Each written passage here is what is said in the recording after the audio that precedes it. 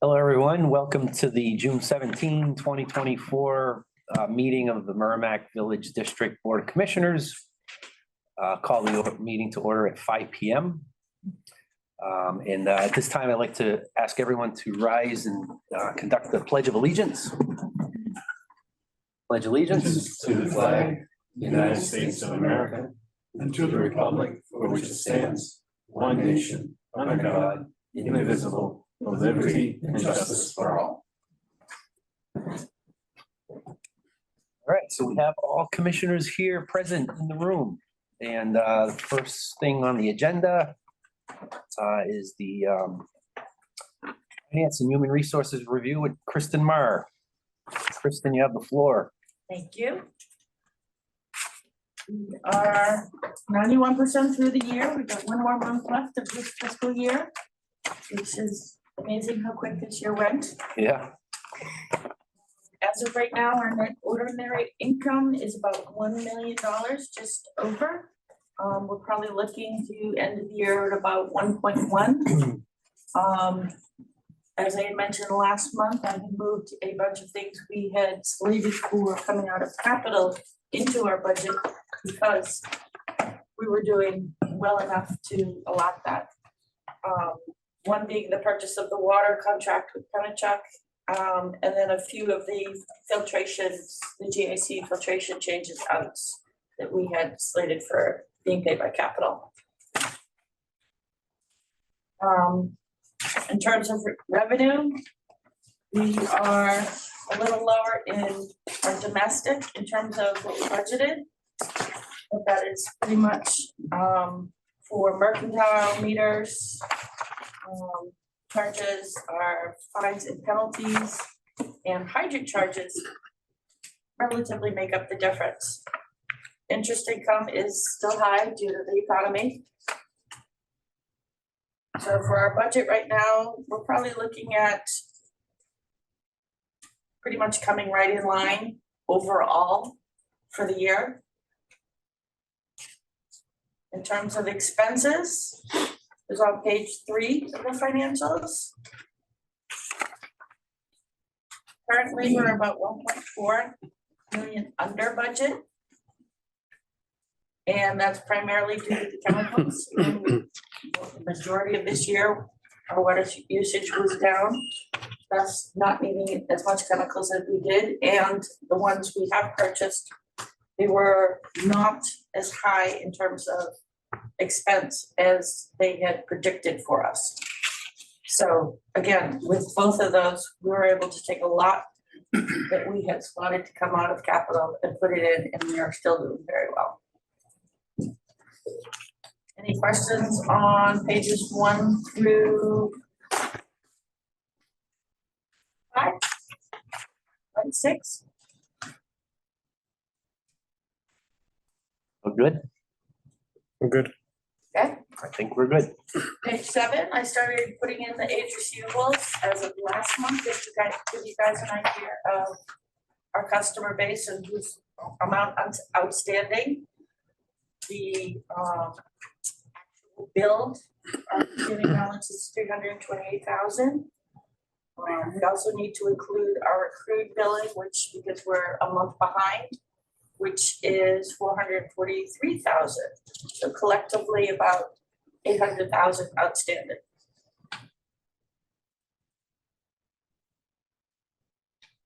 Any questions on the age receivable, page 7?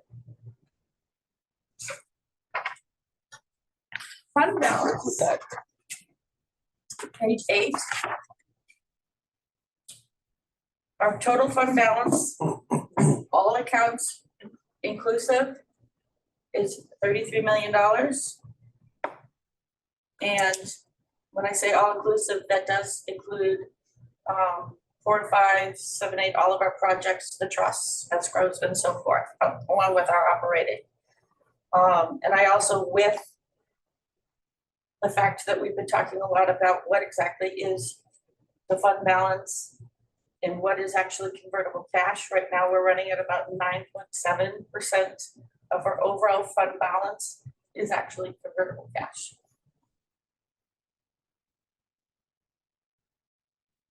Questions on fund balance, Jake?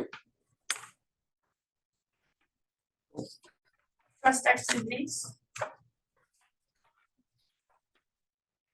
Page 9. As of the end of May, our current balance for land is 1.5 million. Equipment and facilities is about 4 million. System development charges is 1.2.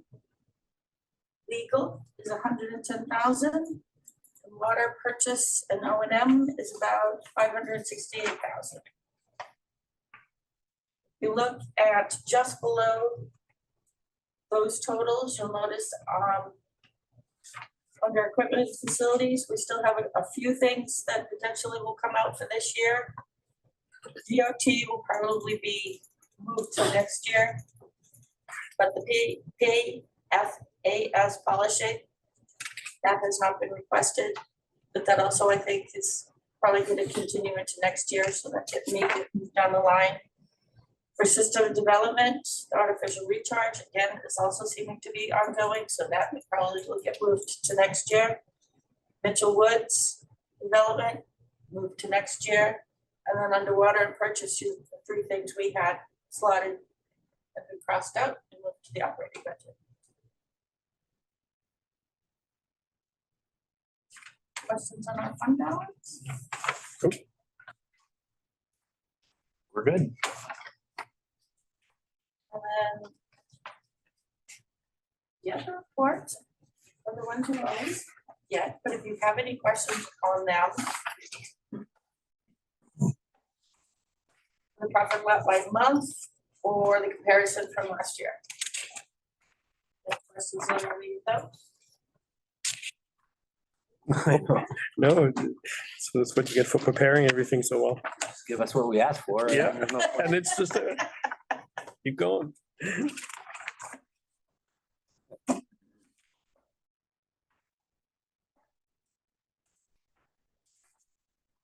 Anything overall? I think we're actually just learning what the fund balance sheet really means, so that's, we don't have to like ask that question 40 times. He's probably gonna go into even more depth about it, so. Right. We'll get confused really fast.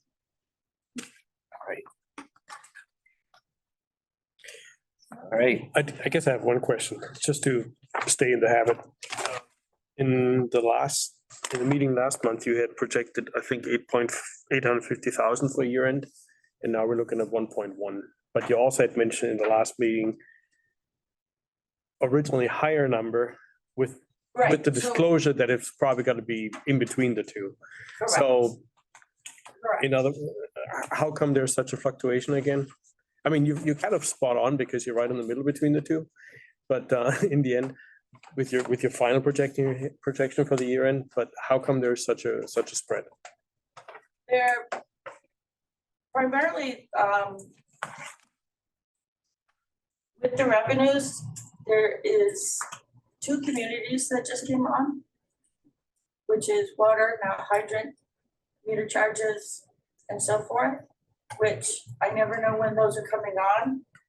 So we basically got another 100,000 additional in revenue that, based on my 800 or 900,000 last month. So now we're into the million, which is, I'm thinking now I'm including that last 100,000, that's why I'm predicting about 1.1 for the end. And why do we not know when they're gonna come? I Kind of up to the contractor, right? Exactly. So it's whenever they're finished, and then Amy puts them all in and bills them. Oh, so they're new connections? Whenever they need- Oh, I'm sorry, whenever I'm they sorry. need water. I misheard that. So No, as new okay. communities come right, on, right. I'm literally told that day. Sure, right. Someone Okay. shows up with $100,000 check or something. The reason why I'm asking is, as you probably know, we've been talking about this for years, is I personally like to see stuff either accrued or reserved, Yes. right? So we don't have those fluctuations, because when you have these fluctuations, the needle can tip real sudden and you're like, what's happening, right? If you Exactly. accrue or reserve, you don't have that issue. If Exactly. they're known. If they're not known, that's a different thing. Correct, so normally when I do the unbilled, I'll ask it like how many just came on so that I can adjust the unbilled, taking those now into consideration. But they can also, we do the, like, the billing. Then I run the unbilled literally seconds after she's finished doing her billing. Is when I do the estimates. So if she has to then do an adjustment or something, I've already put in all the journal entries and done pretty much the financials, so next month you'll see adjustments. Which is why I usually put the dates done as of, because they're not actually, there are still things happening for May after you guys see the month of May and so forth. So like for next month, the financials that you'll get for June, they won't be finished June financials. Sure. Probably you won't get those until September, final numbers, because that's when the auditors are coming. Okay. Make sense? Yeah. All right. Any other questions? Nope. Great. Thanks, Kristen. So now we'll move into the regular session. And first on that agenda is commissioners to hear about the duties of the trustees of trust funds. And that is from Mr. Chris Christensen, trustee chairman. What kind of presentation would it be without handouts? That's right. Have some We already have some, yep, we do.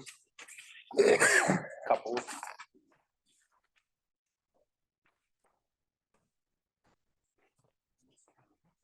Yep. No, recycle. One sheet there.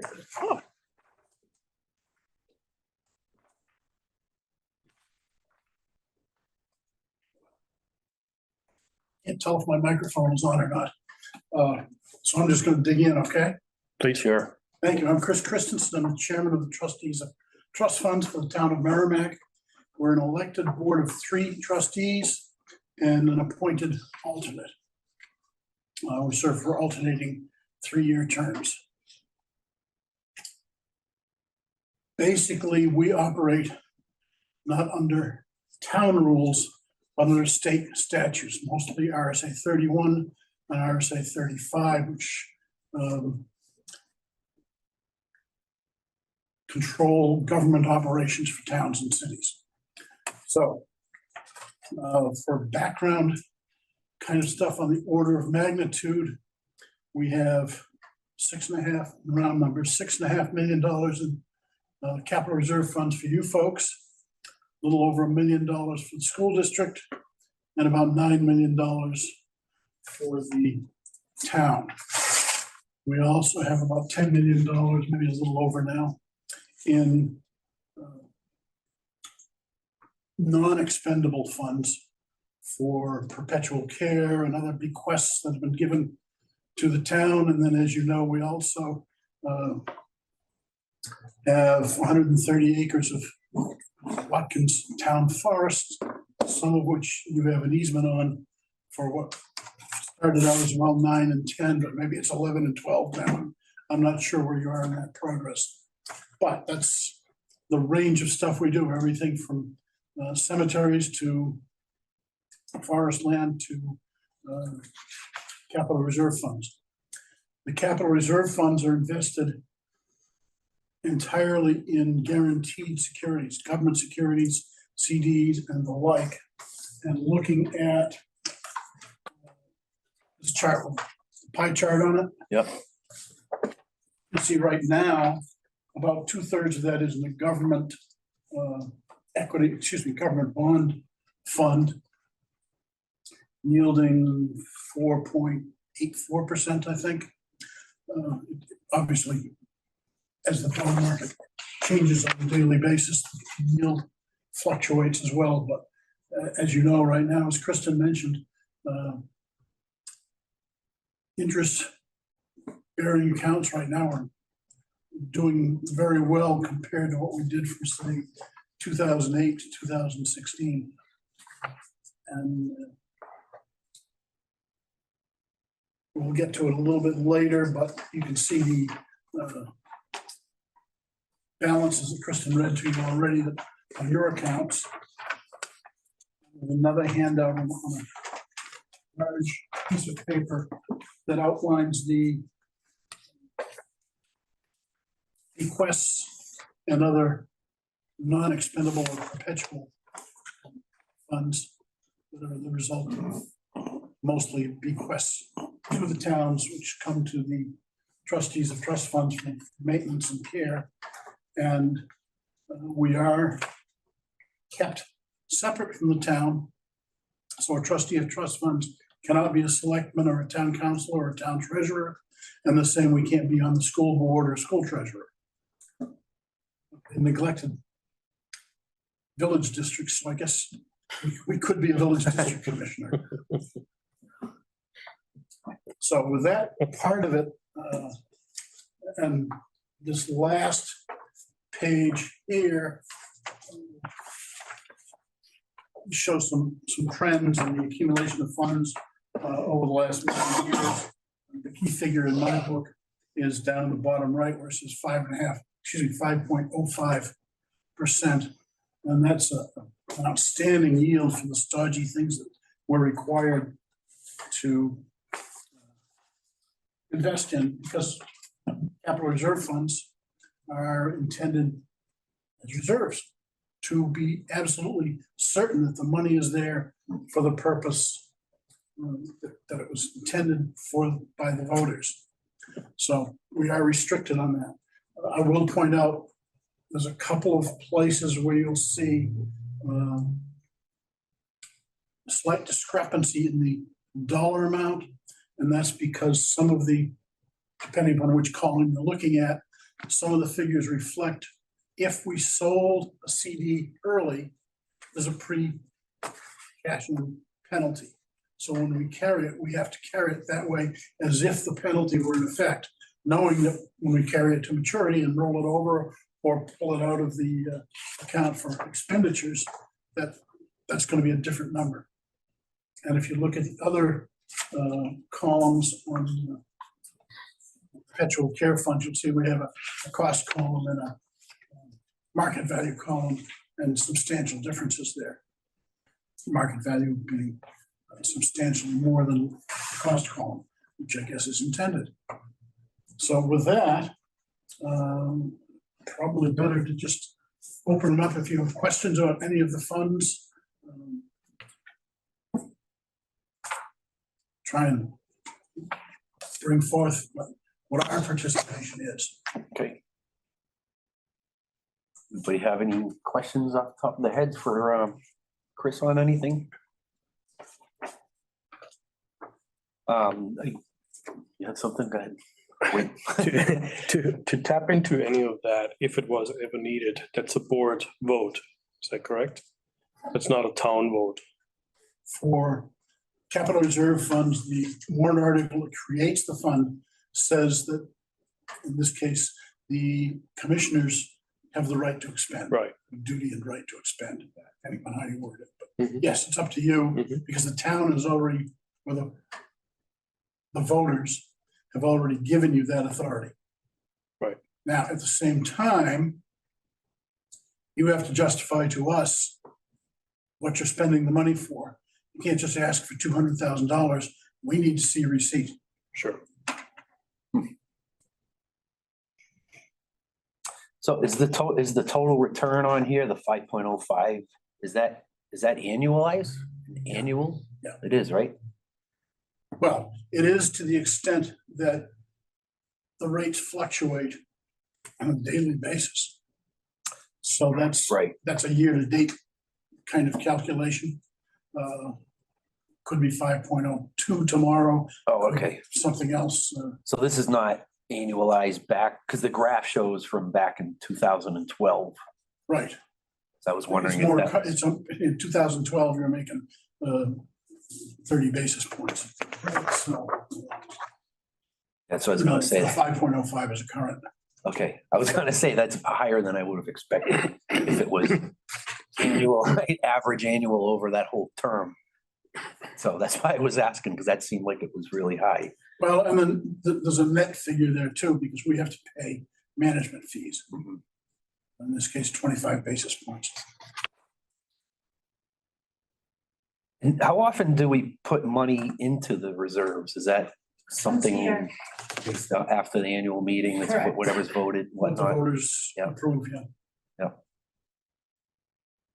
It used to be, Merrimack may have been unique in this, that capital reserve funds were put in the annual budget.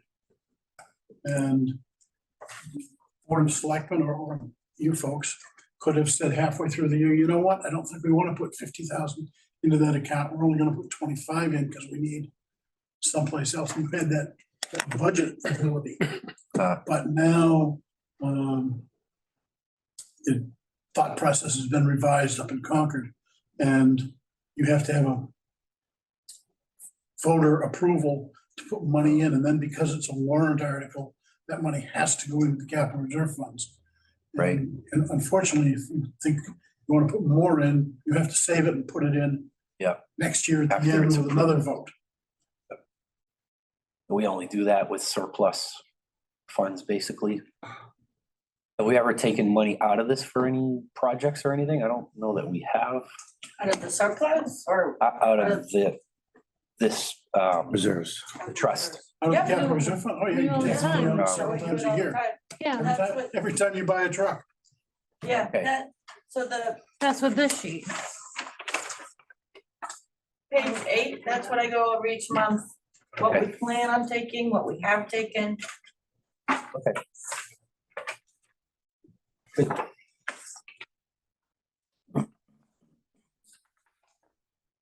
Any questions on any of this? Want to move on? Is there more that you want to cover on these other two handouts that we got? I just put those in for comparison's sake. The types of funds that we have, Yeah. whether it's scholarships or Right. perpetual care of graves. Sometimes things work out pretty well. And other times there isn't enough money there. We had money for the Abbey Griffin Fence Fund, which has been in there for, 30 years. But it was now time to replace the fence, and the town had to subsidize that because the accumulated funds, what she left, weren't enough to pay the actual project. Huh. So we paid some, and the town paid some. But of course, the fence benefits everybody in the cemetery, so that's not unfair.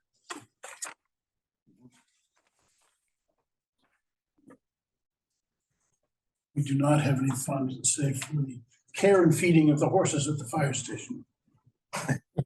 People used to do that. Mhm. Wow.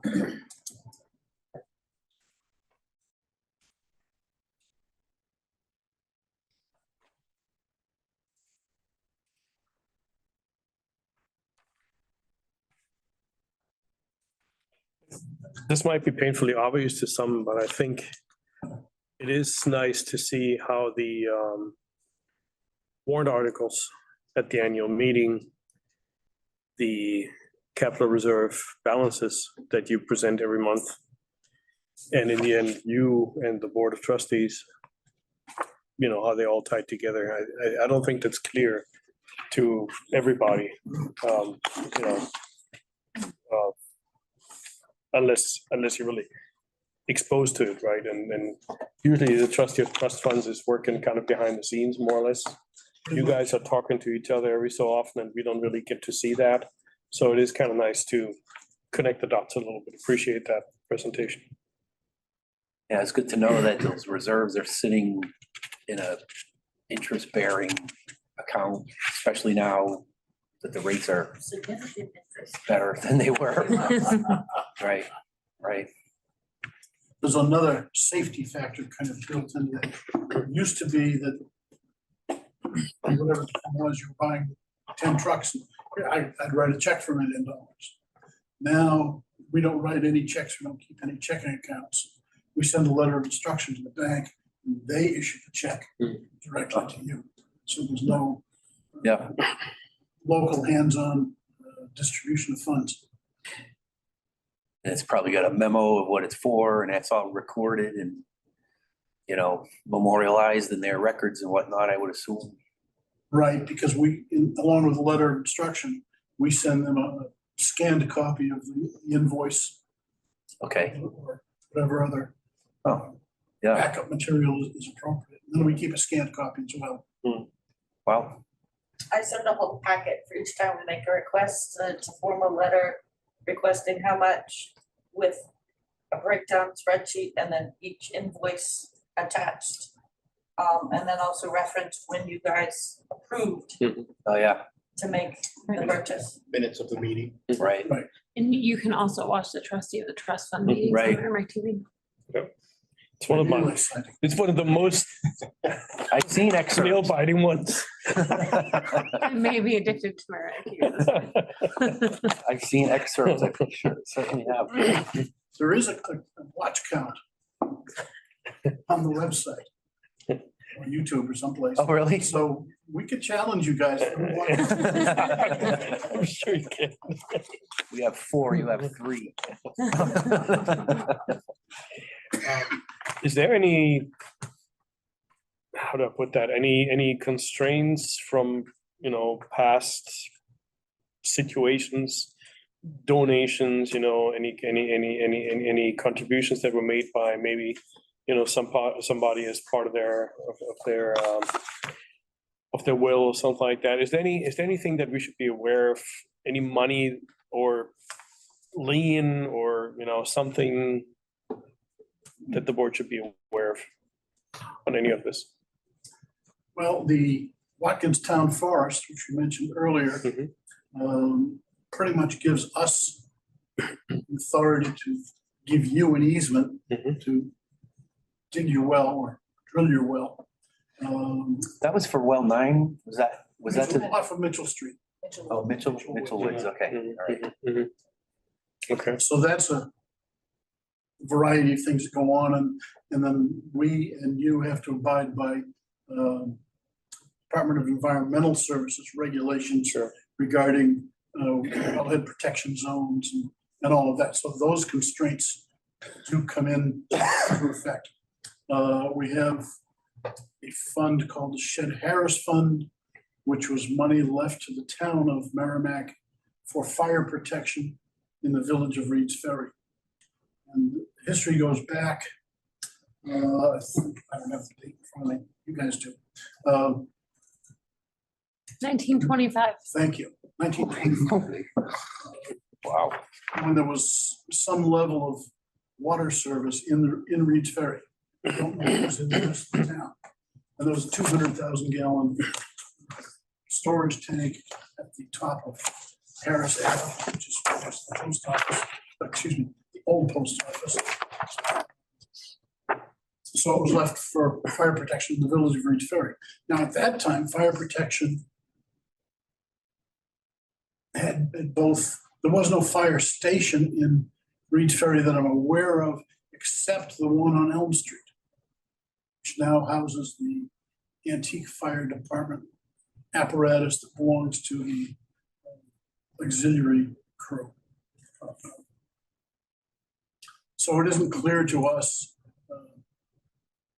whether that means you could extend a water line, use that money for it, or if the town would use it to rehab the Reed's Ferry Fire Station, which is no longer in use. And so I think if that came up as an issue, whoever is interested in the money would best be talking back and forth with each other. And ultimately, if we had an issue on any of our funds and requests, the probate court would rule on what's appropriate. And I think if you did that, then the probate court, of course, would want to say, well, what do you want to spend the money for? Is that a justifiable expense? yeah, Sure, okay, here's the money. now you mentioned there was a old fire protection tank somewhere that was built for fire protection, just out of commission, taken down at this point. But was that something that the Shed Harris Fund covered in the past, that, or was that tank erected before this fund was, I don't know if you know. The tank was built, Hattie Harris died in 1928, 23. Anyway, all of her estate was sold at auction under the will, and those funds were used to build the tank. And at the top of Harris Ave, Shed Harris, Hattie Harris, and Shed Harris. And people who lived on that end of the road all contributed little parcels of land, so you'd have a place to the tank.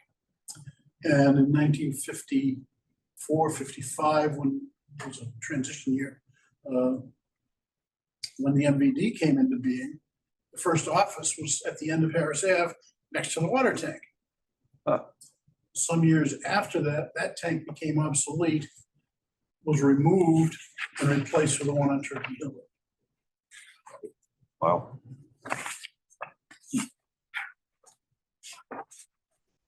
Interesting.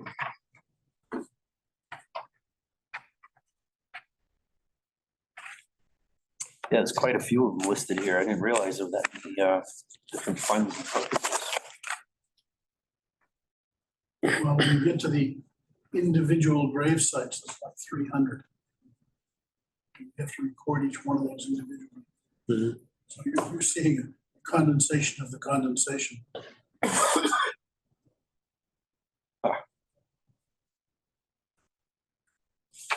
All right.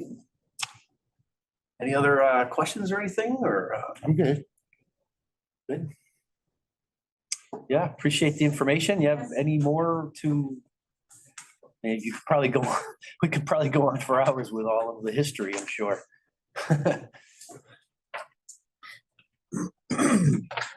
Well, that pretty much covers it. I'd be happy to, Right, if there's follow-ups. Or Kristen, we talk back and forth routinely, so right. come over the head with your ruler and say, hey, call and find out about this. Right. And they will get a prompt answer. We don't know. Well, thanks for your time and your involvement on that trust committee. It's important. Maximize all of the funds while they're sitting there waiting to be used, so it's a good thing. Well, I think it's nice that you folks in particular have, I'm going to call it the most prudent approach to capital reserve funds in terms of the amount of money in reserve compared to your annual budget and so forth. I won't say anything about the other people we hold money for, but I think you guys do a good job of that. Yeah. In part because when something comes up that is an issue, you need large sums of Right. money. It's not $50,000, it's 3 million. Right, If you found a parcel of land you wanted to buy, right. you need a few $1 million. So those things come up perhaps unexpectedly, and being ready for that Right. is a worthwhile position to be in. And I know we get asked that question at every annual meeting. And I thank you for reiterating at the annual meeting this year, Mhm. the importance of having a significant fund. And why? Right, Well, I have to be sympathetic to the people who said, if you didn't have quite so much, you wouldn't charge me quite so much. There's some Yeah. sympathy in that direction as well. Yeah. Thankfully, our answer still can be that we are below or at the New Hampshire average water rate, despite everything that this community faces, so. right. And I think the assets that MVD has is probably higher than a lot of other bodies, municipal bodies as well, just the pipes in the ground and the tanks, and now we got the pump houses, and so there's a lot of asset management there. And if we were to lose any of those key assets, be it would a be significant substantial. Yep, cost. and to have to borrow that money would be astronomical interest, Particularly in today's times. when Right. the interest rate on the other side is just as high. right? So, So we're positive interest instead of negative interest, and Well, if you borrow from the state revolving loan fund. yeah, It's 2%, 2.5%. And Yeah. some of that is funded with federal money, which has a forgiveness clause in it, that they forgive so much on an annual basis. Hmm. Tricky stuff. right. All right, good. Any other questions, or if not, I guess we can move on. You good Thank too? thank you very much. Thank you, Chris. Thank you. Thank you. Enjoy the donuts. All right. Thank you. Don? Yeah. Kristen's just got a couple updates. She could go next. Yeah, sure. It's that big, hold on.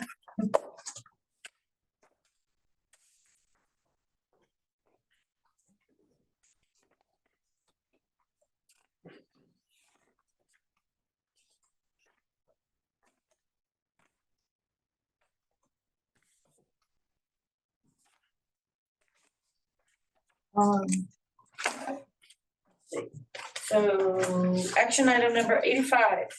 I think we've narrowed it down. We are just, Amy's reviewing the last two.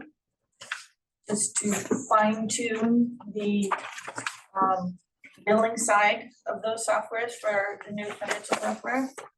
And then hopefully we can then present to Ron to then present to you guys. And one is an all-inclusive and one would be two separate softwares that do very much talk to each other using APIs. So I'm trying to get her to commit to those relatively soon. And for transparency purposes, this is the task, the ongoing task of Yes. finding a new business software basically for For the district. Correct, that would make us more inclusive with the different softwares that we have. And I think I asked you that before. You guys have reviewed the criteria catalog and have added whatever significant made the last contender Yes, drop out at the very last hour. yes. Okay, minute maybe. Hence why she's reviewing again with a fine tooth comb. Excuse me. Employee handbook, there's been a few additions to what was adjusted. Ron is reviewing those, so I should have that hopefully in July. And then, let's see, just a few items in terms of, they're not really on the action item. We have been approved to be .gov. It will be MVD Water NH.gov. Block 5 is doing the behind the scenes right now, everything they need to do. And then we'll eventually decide on a date on when we're actually gonna roll that out. So it's mvdwater.org or mvdwaternh.org? And H, according to the federal government, you have to have the state in your name. It was denied with just MVD Water. That's gotta be Oh, very hard to explain to the public. We have so what do we do with mvdwater.org? I'm sorry, yes, .org.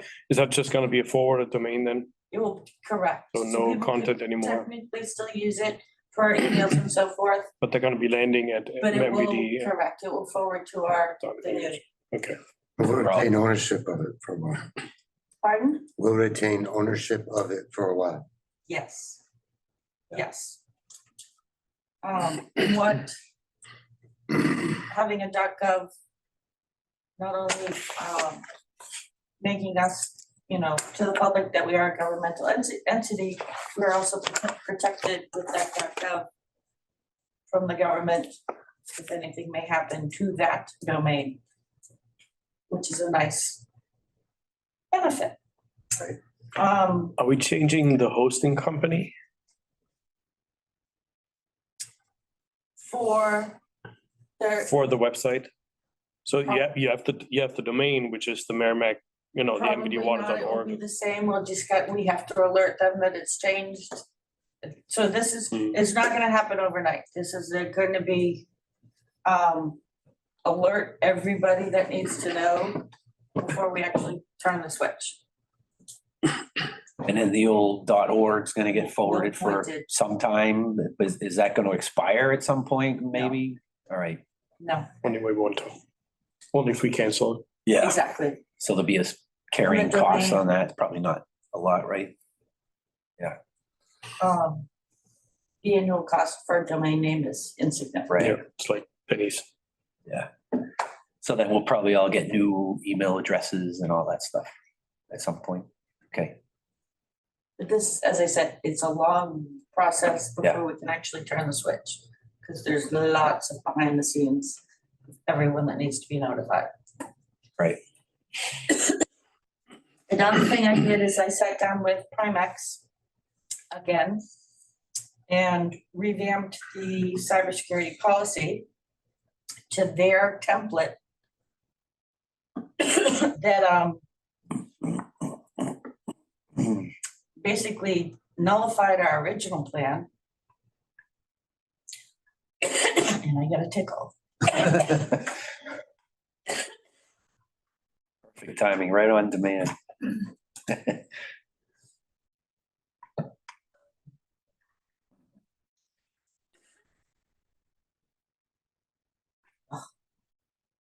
Sorry.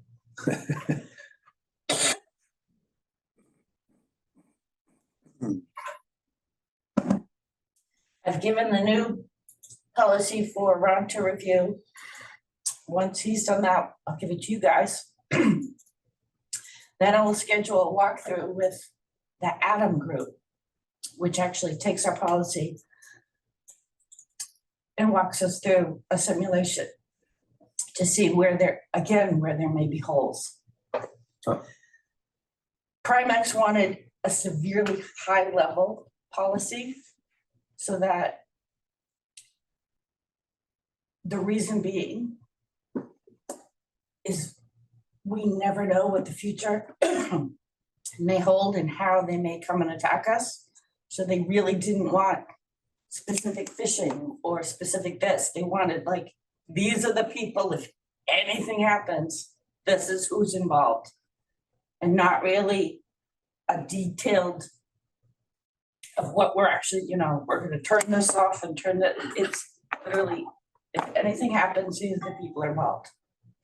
And then these are what they would do in terms of, they'd call the rest of the crew, that alert the FBI and so forth. But not, we took out pretty much what would be specific to an actual attack because they're ever changing. So they wanted a policy written so that it can go with the future. But you can have still procedures underneath the Yes. policy, work And instructions. and- As a attachment or side, they want you to have a procedural for each type that we know about today that's reviewed annually. And add on as we learn new ones. And that should probably be confidential, I would think, so that, All of it is confidential. There is specific RSA that is referenced on the new policy. It's not public. Once we have this approved, we're gonna, that allows us to tabletop, correct? Once it's all approved, you guys, Primex is perfect with it. Adams will do the Adam Group will do the walkthrough. Review the plan. You know that I've done it with Primex, so they're probably like, it's probably good. We just now need to do the walkthrough.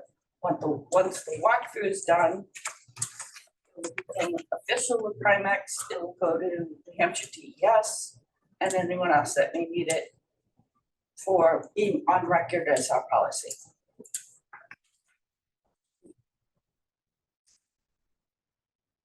And lastly, I should have actually had her just tell you, I did speak with Lynn.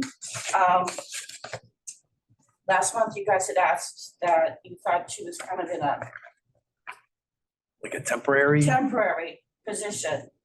And that I was unaware, and I apologize profusely. And, let me know if I need to start looking to appoint somebody else. And her response was, I was happy to help back then. I am still happy to help, but if you do find someone that you'd like to appoint, feel free. But at this point, I'm still happy to help and not willing to, or was it? At this point, I will need, sorry, at some point, we will need this to happen because we can't do this forever. But she said not today. Okay. So she's gonna keep me when that day may come, but for right now, she's happy helping us out. And she seems the availability is there, right? Right. She is very right on this- responsive to yeah, me. right. Absolutely, they both are. Awesome. Strange.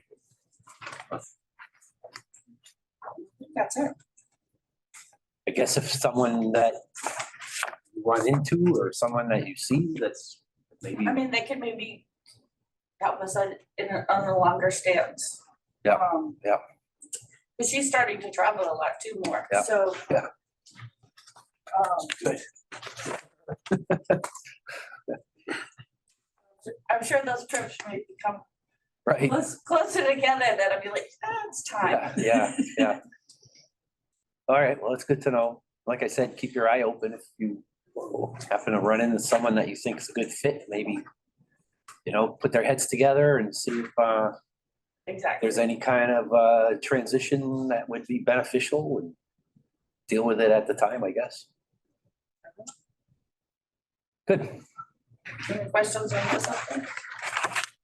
Is that something that we probably, when the time comes, we probably should advertise for and then, or can use and see, I don't know, what did we do? We have a Must have- policy for that. Yeah, When this change happened, there was a policy written, so we need to look at that. I don't know.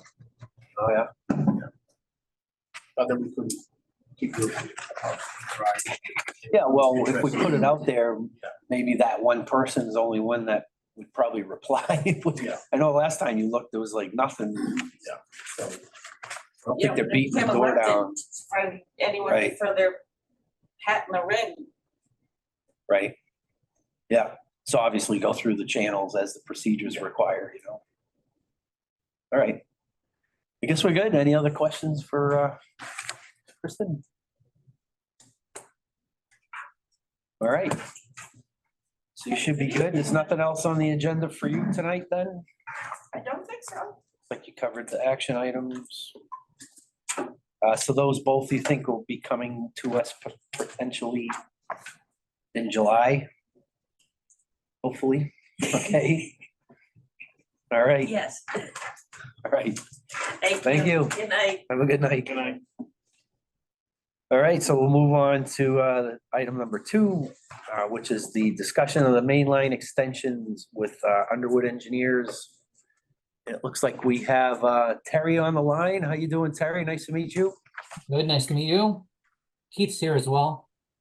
Okay. Hey, I didn't guys. see- Oh, yeah, there you are. Yeah, I won't be here long, but I just wanted to say hello to you guys and I got another meeting I'm sitting in the parking lot of, but you're in good hands. And I know Terry's been working with Jill and Ron on this project and you hadn't met him, so I wanted to be here to introduce you to him and let you know you're in good hands. He's been a long time Underwood guy for about 7 years, took a break in between to try something out, but came back and he's actually one of our owners now. So you're in good hands and he's got a good team on this. So also you'll see when he puts his PowerPoint, you probably saw we have a nice fresh logo.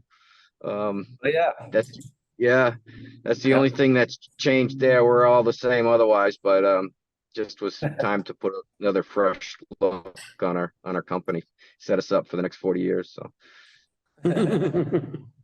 Good. yeah. So I just wanted to say hello and introduce you to Terry and I'll just listen in for a few minutes until I have to jump to my meeting here in Farmington. All right, do you want to give us a little lowdown of what we're looking at in front of us, Terry? Sure, we have, do you guys want me to share this presentation as well, or just run through the slides? You should be all set to share. Yeah, if you can share, that would be good. We got a screen that we can see here. Okay, thanks.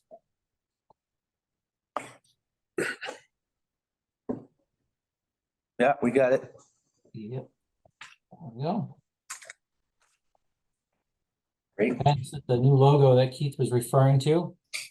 Our new look here, and we'll get on with the presentation here. So the project that we were talking about tonight was related to the extension of the water mains for the areas that have PFAS in existing wells. So pretty simple purpose for this project. There's some funding that was available that the district was able to capture, and it's $3 million total, but split into two different grants. Each of them were $1.5 million. And they are similar with the exception of a few nuances. So I'll just run through what those are. The first one, the state DES, Department of Environmental Services, references grant numbers. It's PRLF 31. And this is for the area of Gerard and Palmieri Drive, and then an extension along Wilson Hill to Mulliken. The project overall is about 3,500 feet. And the second area is along from Amherst Drive along the Mason Foster Farmer Loop, goes back to Amherst Road. And that also is a $1.5 million grant. And what you'll see here is the little bit of difference is that they come from different funding sources. So the Gerard Palmieri funding comes from ARPA-based funding. Now, as a result of that, it has more restrictions in terms of timing. And other funding for the Farmer Mason Foster Loop comes from state PFAS funding. So it's a little bit more flexible in terms of timing associated with when you spend the money. But they both have the same underlying requirements. There's no federal funding requirements. Davis-Bacon, BABA, American Iron and Steel don't apply to this. There is a 1% interim financing, so the district's component of cost is pretty low. And both of them will cover both the water main and services. So anything really related to resolving issues related to PFAS.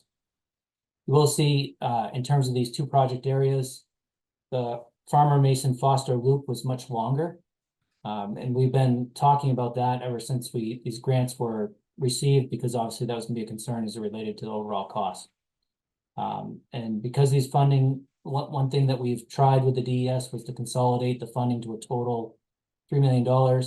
But because they come from different funding based sources, we will have to, the district will have to bid these projects as separate projects, and you can't mix and match the limits of the project and the funding for the work.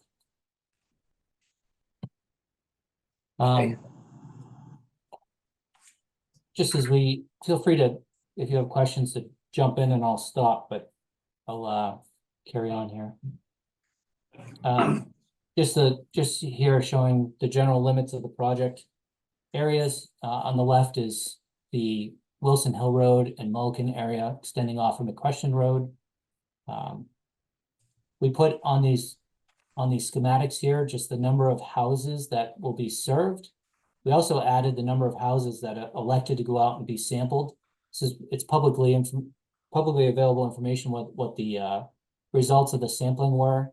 In this particular area, there were just 8 houses that sampled, and 5 of those exceeded the New Hampshire state maximum contaminant limit that exists. I think that dates back to 2020. And 7 out of the 8 would have exceeded the most recent maximum contaminant limits that the EPA issued back in April of this year. And then over on the to the right of this schematic here and slide is the Palmieri and Gerard Drive areas. So that's about 1,400 feet and 12 total houses, of which there's 11 that were sampled, and the majority that had levels that would exceed the MCLs. Moving on to the next area, this is the Mason Foster Farmer Road Loop. So this is the longer of the two areas. You can see we've just kind of highlighted this total loop here. It starts at Amherst and ends at Amherst. We're hoping to extend all the way around this loop in order to improve the water quality and movement of water. There's 39 houses total, and in this area, about 17 of them sampled. And it's kind of a mix. There were a number of houses in here that had complete zeros. So there was, just one had zeros, but 13 that exceeded the state levels and 16 that exceeded the EPA levels. So it's a pretty high ratio of the sites that were tested that are exceeding especially the EPA MCL, then that's notable. It is notable, and that is true. And you'll see that, in this area, only about half sampled. So, right. That's something to keep in mind as we talk about just moving forward, the number of houses, that it's really only the ones that have sampled that we have access to the information. But based on those results, the others in the area, there's high potential that they may sample similarly. Yeah, I agree with that. Yeah, right. So we're probably in the 90% mark or higher of the ones that have sampled that are probably going to exceed EPA MCL. Yeah, I think that's fair. Yeah, okay. Just moving on, in terms of work that we've completed to date, we've done topographic surveys, so we can do the design of project design. We conducted subsurface investigations, so borings and probes, primarily probes looking for ledge. This was an important part of our determination, looking at the costs and what limits were going to be able to be achieved with the funding that was available. And we have had a number of meetings. We had a kickoff meeting, which was a requirement of the grant agreement. We met with the town to talk, once we had some preliminary alignments, to talk about pavement restoration. And then we've also met with DES to talk about some of the funding items, as well as just an update on the project overall. So we've gone through, done some preliminary main alignments, looked at the approach to services and figure out the costs associated with those, looked a little bit about construction phasing, which is relatively simple for these types of projects, and spent the majority of our time really looking at a breakdown of the cost estimates, and we'll show you some of that information in a moment. A couple of the big items that I mentioned, subsurface investigations were, any kind of rock removal starts to drive up costs. And then we met with the town to really identify the pavement restoration, because that was a factor as well. We intended to get the majority of the water main off the edge of road. There's a few spots in particular on Wilson Hill Road that wasn't an option because of the location of utility poles. So just on this slide here, we've kind of listed this out, split it up by project area, and listed it like a balance sheet. So you can kind of see, in terms of utilizing the available grant funding, what would be remaining and what in this case is needed for additional funding, or how we might readjust in order to meet the funding. So each project had 1.5 million. You'll see that in the first line up here. There's the engineering and construction support costs have been already executed. And you'll see that we have a construction support line item, which is not necessarily like previous contracts Underwood has done with the district, but we'll be providing support to the staff who will be administering and overseeing the construction in this particular case. As far as the breakdown of costs, we broke down the water main, including a portion of contingency, separately from the services, just so you could see the breakout of those different costs.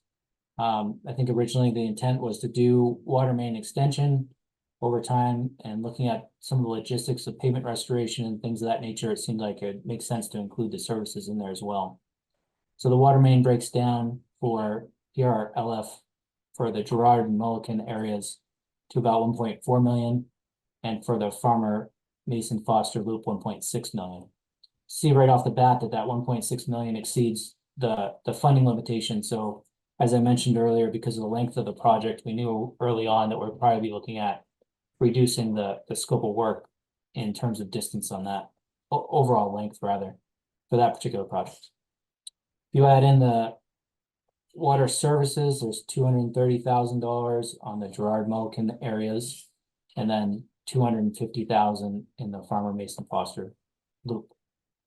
So bottom line is that, if you look down at the bottom here, if you were to try and fund these projects, you'd need to come up with additional funding if you were to not modify the overall scope of the work. And we'll talk about that in a moment. One thing I do want to point out is that the cost estimates at this point are estimates. So they're based on Underwood's recent bids and you know, as you know, some of the costs for work right now are a little bit volatile, but we've included costs that we believe are representative of what you'd see for bid prices, but you know, it's always subject to change at the time of bidding. And I know you noted on this presentation here that the services are not to the people's homes, they're just to basically the edge of right of way, I'm assuming, to where there's a shut off valve, a curb stop there. So the residences would still be required to pay for the construction of the connection from that valve into their home and whatnot. Yeah. And I believe the state's PFAS grant of $10,000 would still be available to those Correct. residents. I think that's only for sites that exceed the MCL. Is that right? It's not everybody that wanted to connect. They would have to produce a test result. The way I understand it is they would have to violate one of the MCLs in order to connect, to get the funding, the $10,000 funding. I believe, yes, and do you know, Terry, off the top of your head, they going with the EPA? Yeah, they're because the funds for that grant are coming from a federal bucket. So as a result of that, they can use the lower, you know, the EPA MCLs as the kind of point at which they can provide that grant funding to the individual. So that's probably, you gotta help the situation for them, because the MCL is considerably lower. And like we just said earlier about, for the wells that have been tested, it looks like we're in like the 90% or more look like they are in violation of the MCL. So those residents would be, I think, you know, able to at least apply for and hopefully receive that $10,000 grant. Now that's may not likely cover the whole cost for them, depending on how far they're set back from the road or whatnot, but it's something. And I think MVD is not, you know, not that I'm aware of, that we've covered the cost of the installation of all from up to the house or anything. So we would never contemplate doing that. And just so everybody knows that's listening to this, this is the area, all these areas are outside of the consent decree boundary with the St. Gobain groundwater management zone that was established. So St. Gobain's responsibility ends at that boundary. So that's why this grant funding is beyond, the MVD is extending water mains as well within the consent boundary at their cost. But this is outside of that boundary. So that's why there's really no other, there's no funding that's required from St. Gobain on these properties. Correct. Just to be clear too, it's not a grant that's coming to MVD, it's people that want to hook up, they have to hook up and then they apply for a rebate. Yeah, the $10,000 service connection, right? The house connection. Generally, yeah. What does the average cost for somebody that's hooking up? Under 10 grand without lead and stuff, there's gonna be complications. They probably can do, again, it depends on the distance and, I just talked to somebody on Christopher Road that was a little over 8. Oh, that's good. I know a friend of mine just got a connection too, and he got the 10,000. I think it cost him over double that, but he had to repair most of his driveway because that was the only way the line could get to his house, and he was set back probably 200 feet from the street. So you're gonna get variation depending on the way it's laid out. And that's paying our fees as well, so there's $5,000 in our fees as well. Well, okay. And I think, just from the private side, it's probably a case by case basis. Some people are gonna be able to get directly over to their well where they won't have to go into their basement. Some people will have to, or it may be beneficial to actually core the house so you can get into the basement quicker. And it'll really come down to what their restoration requirements are. If they have, you know, like you said, going down a driveway and ledge is gonna be more expensive than going across a yard where you're just restoring, you know, turf. Right, right. Terry, I have a quick question with respect. It wasn't 5,000, I was a little high on that. Ron or Terry, so if I heard this right, the engineering and construction support, the 119,000 and 129,000. Those are actually minus 12,000 for each of those costs that we would burden those funds with. So the total engineering costs that you see up here on the second line Yeah, includes the $12,000 allowance for Underwood to support the staff during construction. Folks, and it comes out of the grant, so it's paid for by the grant as well. so in other words, sorry if I'm rephrasing this from my own understanding. In other words, the MVD will be paid those amounts of dollars minus 12,000 each, No, or overseeing the construction. the 12,000 is included, so you'll get disbursements or payment reimbursement back for all of it. Right, and you guys are getting paid then eventually those 12,000 each. Yes, But our portion of the project is actually over 100 grand each for engineering and construction No. support? No, That's Underwood. no, that's not what I'm hearing. Yes. the entire. Says construction cost for- will be completed by MVD. Yes, the cost Yeah, for but the engineering. engineering support, that portion of it is, 119,000. Of that $12,000 is going to Underwood and the rest is coming back to MVD for administration support. Yeah, that's what, to me, the sentence, construction oversight and management will be completed by MVD, right? Except for 12,000 for Underwood engineering. And that's in reference to the second line here with 119,000 and 129,000. Are we getting paid? I think what is really saying is there's $12,000 of that 119 and 129 is for construction support. By For Underwood? Underwood. Yeah, sure. MVD is doing the rest of the construction support and no one is paying us. Right. No, The well, rest is engineering. no, we're getting paid out of the funding, the 1.5. MVD is not gonna get paid. Oh, it's going to the, We're doing our own, It's just, they're gonna do it in-house. So we don't have to spend more money. so the 119 and the 129,000 is going to Underwood for engineering For engineering and and 12,000 construction construction support. support, but, so the construction support is only 12,000. Of that, 119 and Right, that's the 129. way I understand it. I'm sure there's a cost for engineering. And if it's not anywhere else. Somebody's getting 119,000 out of $1.5 million. Who is getting $119,000? Is that correct, Terry? That is, yes. Yeah, that was all the surveying. Basically all the engineering work. Engineering and everything. So $12,000 is construction support, 107,850 is engineering. MVD gets paid in perpetuity with water bills. Yeah, it's just not what I'm reading here, but okay, maybe I'm not getting this. I'll just step in too for a second and then I gotta run to my other meeting, but I asked Terry to mention that because typically we provide full RPR services and we have an engineer on site. Remember when Joel was out there for the treatment plant? We're not doing that here, so the costs are actually less than what they might have been otherwise if we met that level of service. And the purpose was to try to maximize the dollars available to fixing the water line. So, Ron said, they would do construction services, but that 119 and that 129 is paid for by the grant. And those numbers represent the current Underwood contracts. Right.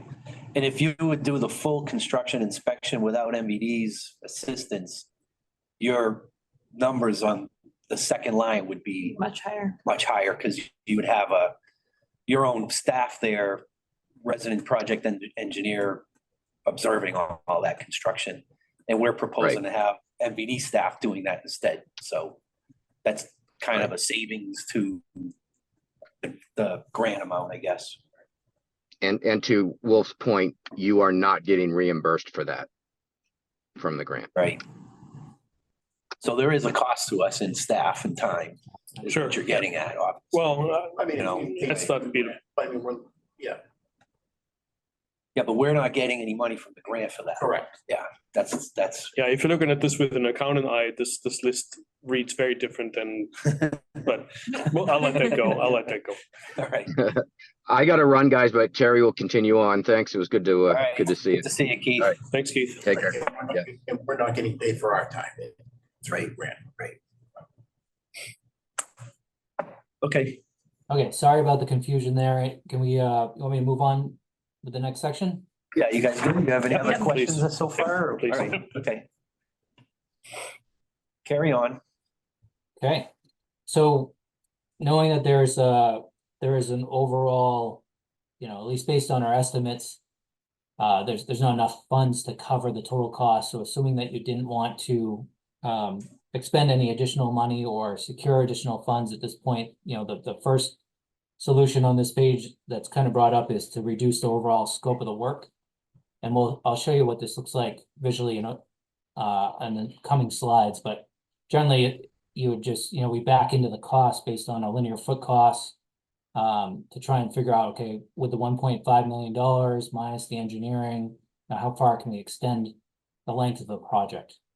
And that would be one option. Another option is actually to look at further eliminating services from the project as well.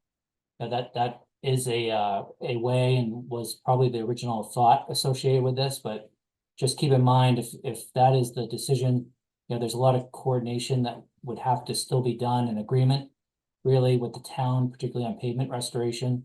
They're not really interested in having a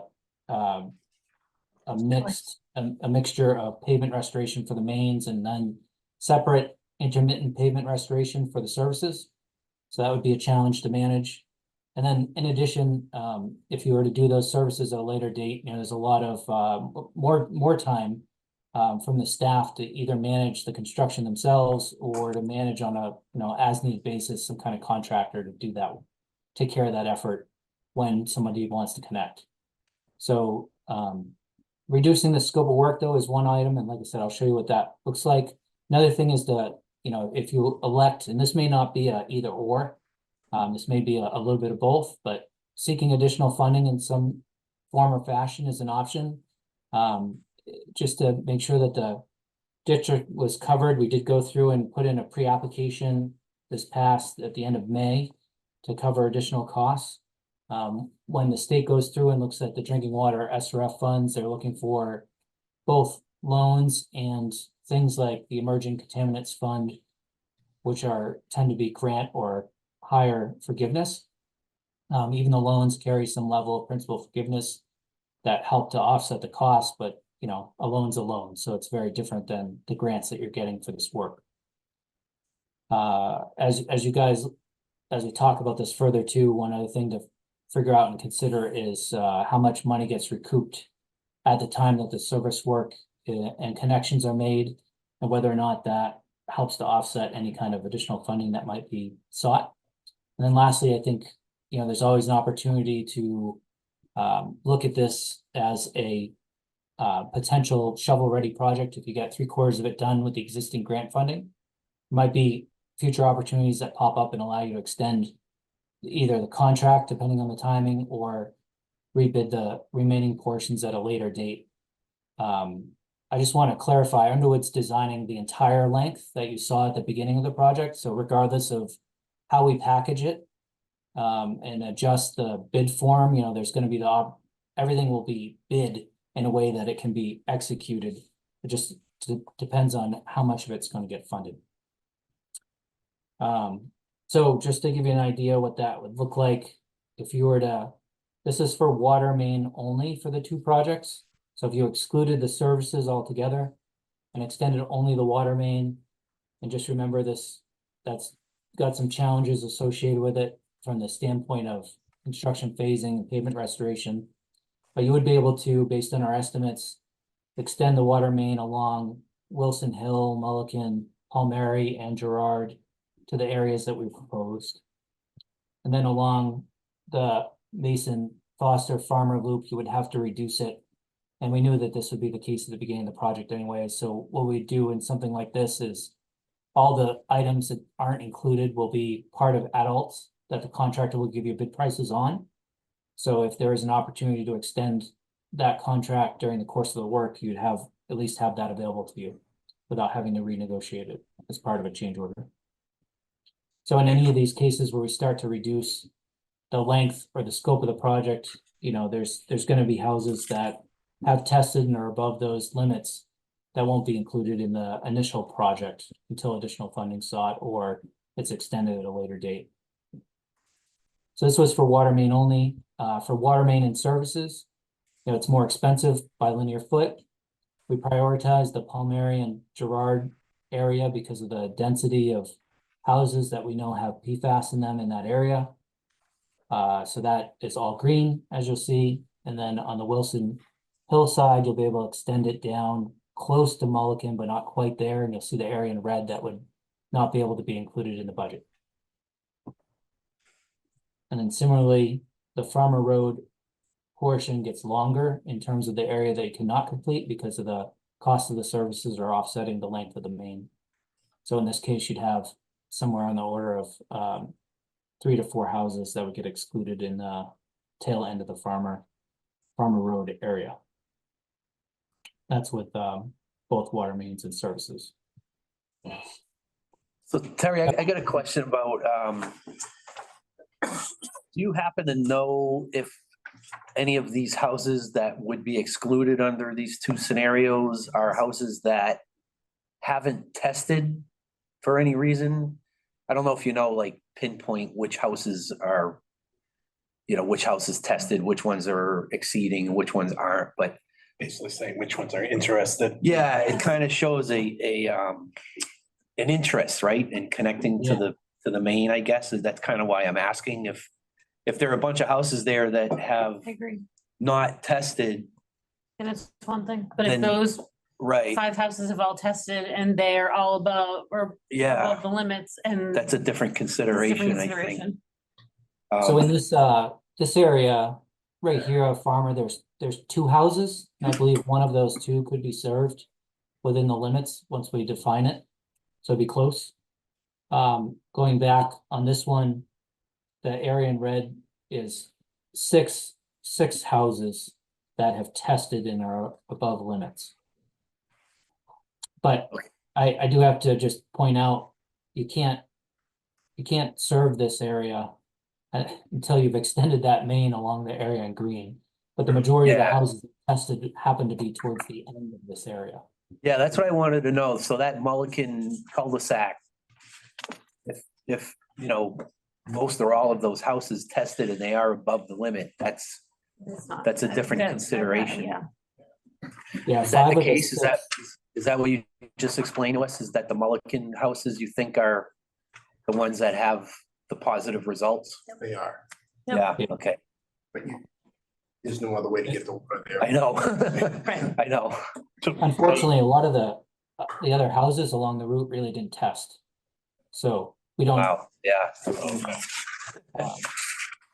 Now, another question I have here, particularly on Wilson Hill Road is, you know, people have always been wishing we had a water line down there for a long time.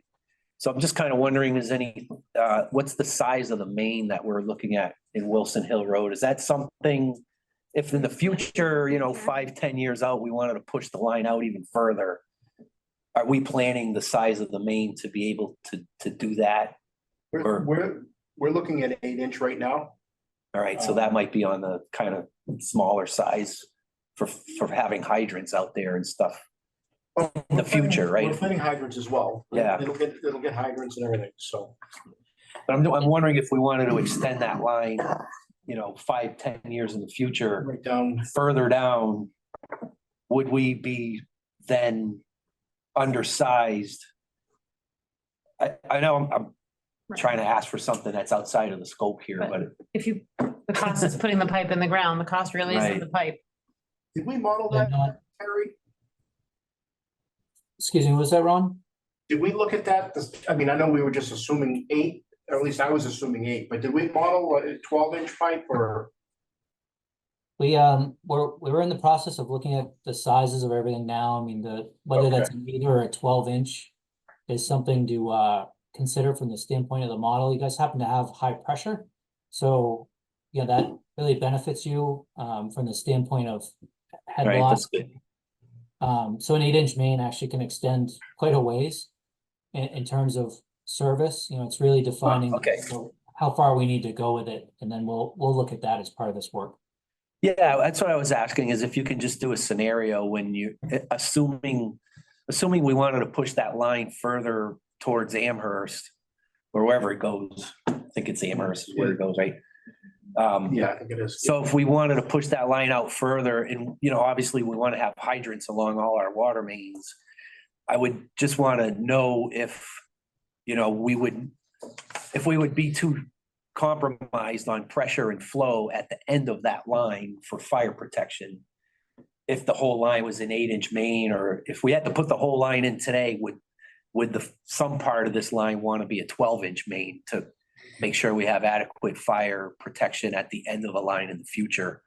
I just want to know if it's, if we're able to say we were planning this for the future as well as for what we need today. That's kind of what I was asking. And my concerns aren't the same for Palmieri and Gerard, because I don't really think there's any potential for expansion down there. Because those kind of abut to Horse Hill Nature Preserve, so there's really no development that's going to happen there. And I think the same thing for Farmer and Mason.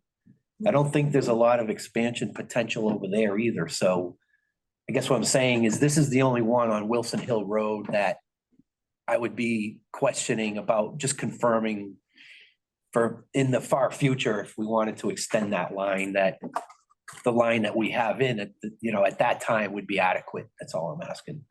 The beauty of that is that probably the cost impact of going to a larger diameter is not that drastic. Correct. However, it gives us ample reason to say that we can tap into the system development funds, right? System expansion funds, because we are doing this in preparation of future expansion down the line from that point on. Right. Which maybe helps with the whole funding situation here. I mean, how much do we have in that? We had, wasn't it like one? Yeah, One quite a point, bit. 1.2 if you're looking out to the future, yes. System development fund. So, I mean, roughly we looking for 800,000. Right. Yeah, if we didn't change anything here. All right. Let's see, what else? Anybody else have any? I have a question, yeah, so am I understanding this right, that the original funding of $1.5 million was defined by available grant money, I think right? so. It was not based on any kind of scope that anybody was looking at. This is what we need to achieve, therefore we're shooting for $1.5 million, I right? think so. I think we, $1.5 million. We actually used, I think I carried $340 a foot. Was what I used for projections for if we could, yeah. So I think we tried to fit the project to the grant. yeah. I guess my point is, in one case, we're talking about almost 20%, and in the other case, over 30% increase, right? Ballpark. And I guess my point is, I want to make clear to the public that this is not because of the typical public sector cost overruns. It's because there are certain funding available for these scenarios. But they were not necessarily, the dollar amounts on this funding for these scenarios was not necessarily tied to what we're facing. It was just Right. the kind of grants that were available, period. Right, Yeah, there were caps on the grants at 1.5 million, I believe. right. And we actually fit the projects into that. Right. So Right. It looked like with what we with the projections that we were using, said, well, we might be able to fit these two streets Right. into this one grant. Right. There were other areas looked at as Yeah. well. Yeah, I think there were Yeah. 4 or more in total, 5 or I think something, yeah. 5 different areas. And we excluded some right off the bat because Yeah. they were too extensive. So if we were to take out those 1.5 million each that are coming from grants and so on. Can we run a scenario like what kind of ROI we're gonna see? How many years it's gonna take us to recover those $800,000 So we, like Terry was With, saying, we did apply for, with water fees? Well, there's also system development charges that will be coming in too that are being paid for, we have 2 other mainline extension areas. We're gonna get some mainline extension fees in from besides this one. Or one other, single main. Yeah, the other water main extensions that are going on, we're getting those connection fees or, That'll bump up the system development charge. yeah. But they're not related to these projects. I guess what I'm trying to say is there a chance for us to ever recoup that money in the next 20 years or not really? And I think I know my answer. it's. It's more than 20 years, Um, right? it's gonna be out, I mean, there's not a whole lot of customers out there, but Right. it's more. So we did meet with the, Hampshire DES. Yeah. To talk about funding. Let them know that we were falling short. We were trying to look for other avenues that we could, get some additional funding. It was suggested that we apply for this, the, SRF loan, the, emerging contaminants piece of it as well. Yeah. So we are hoping to place on that, and they are aware that we are falling short on this. So we're hoping that there would be some loan forgiveness as well. But that may, we may get stuck with, if we do get approved, we may be just an SRF loan. So I guess we're just trying to, Would we know if there's gonna be loan forgiveness before we committed to the loan? yes. Yes. And I'm sorry if that was said before. Of all the houses and properties along those extensions, what kind of percentage of commitment do we have of people that are gonna be hooking up? Is it every house along the line or not every house along the line? We don't have any, other than Paul, Mary and Gerard, it's really the only area that I know of that they want it. They're pushing for it. Yeah, I think part of the problem is that you'd have to get a contractor to give you a price on what it would cost to connect your house to the water line for each homeowner. And without having that number, they probably wouldn't commit to saying, yeah, I'm gonna spend the money to connect to MVD or I'm not, because they don't. If it's $30,000 or something, that's not economical for them. They say, But I'll that's, pass, I'll put a filter on my well. but that's their responsibility to get, that's not our responsibility to is. get. My point is, I don't wanna spend 800,000 additional dollars and find out that Yeah, nobody wants to hook up. yeah. I'd be pretty hard pressed to agree to that because I would have a hard time justifying that to anybody. and we did, So we, in talking with Amy Russo and we, let them know that originally so the board didn't want to extend, but they kind of approached us, the deed, said they wanted to cover these areas really. They want some other than point of use or home. Yeah. So they kind of approached us and, we've got quite a few loans out there already. We've spent quite a bit on PFAS, and it was DES that approached us for these areas, and not that we don't want to extend, but we're looking for some help on this, and they're well aware of it, and I'm hoping we will get some forgiveness out of this. I just really struggle with that. I mean, we were approached by DES, right, and by the state that there's money available. Yep. It almost feels a little, what's the right term? Federal funds though, Wolf, it's federal rules. What's that? It's federal funds that they're using, right? So it's federal rules. Right, but it costs us $800,000. Yeah. And it costs the rest of the district $800,000 for, To do the whole thing, but I think we could do the project and stop where they say to stop, right? Not have to expend any money. It's like we can't change the rules on the federal funding, I guess is all I'm saying. Right. Can't say, hey, we need an extra couple hundred here, an extra $500,000 there. And make a case. And it seems like because of the federal funding, everything seems to be costing more. So I think we should let Ron continue to test the waters on the SRF thing. At some point, it probably becomes pretty clear whether we're getting forgiveness or not. Right. That's what I was gonna say. You know, yeah, Good. if we're gonna get loan forgiveness out of the deal, then it's kind of a no-brainer. I would push to do the entire project. Right. Cause I would hate to be that house on that cul-de-sac. And it doesn't come all the way. And I mean, it's not, Yeah. yes, but it's, when you look at the whole thing, it's 72 houses. So it's not like just a few. And this makes me nervous because I really hate dead ends in a water system. Yeah. Oh, So, I mean, I would rather, for maintenance benefit, for future issues, to me, know, if we- Right? They're not going around. right, I mean, That's what he was saying earlier. there's Yeah. some like system development charge, and then I don't know if we could do it under equipment and facilities, it has more money under it. And right there, looking that there's almost $300,000 that we thought we might need for the DOT that we may not need. So that's like one of them right there.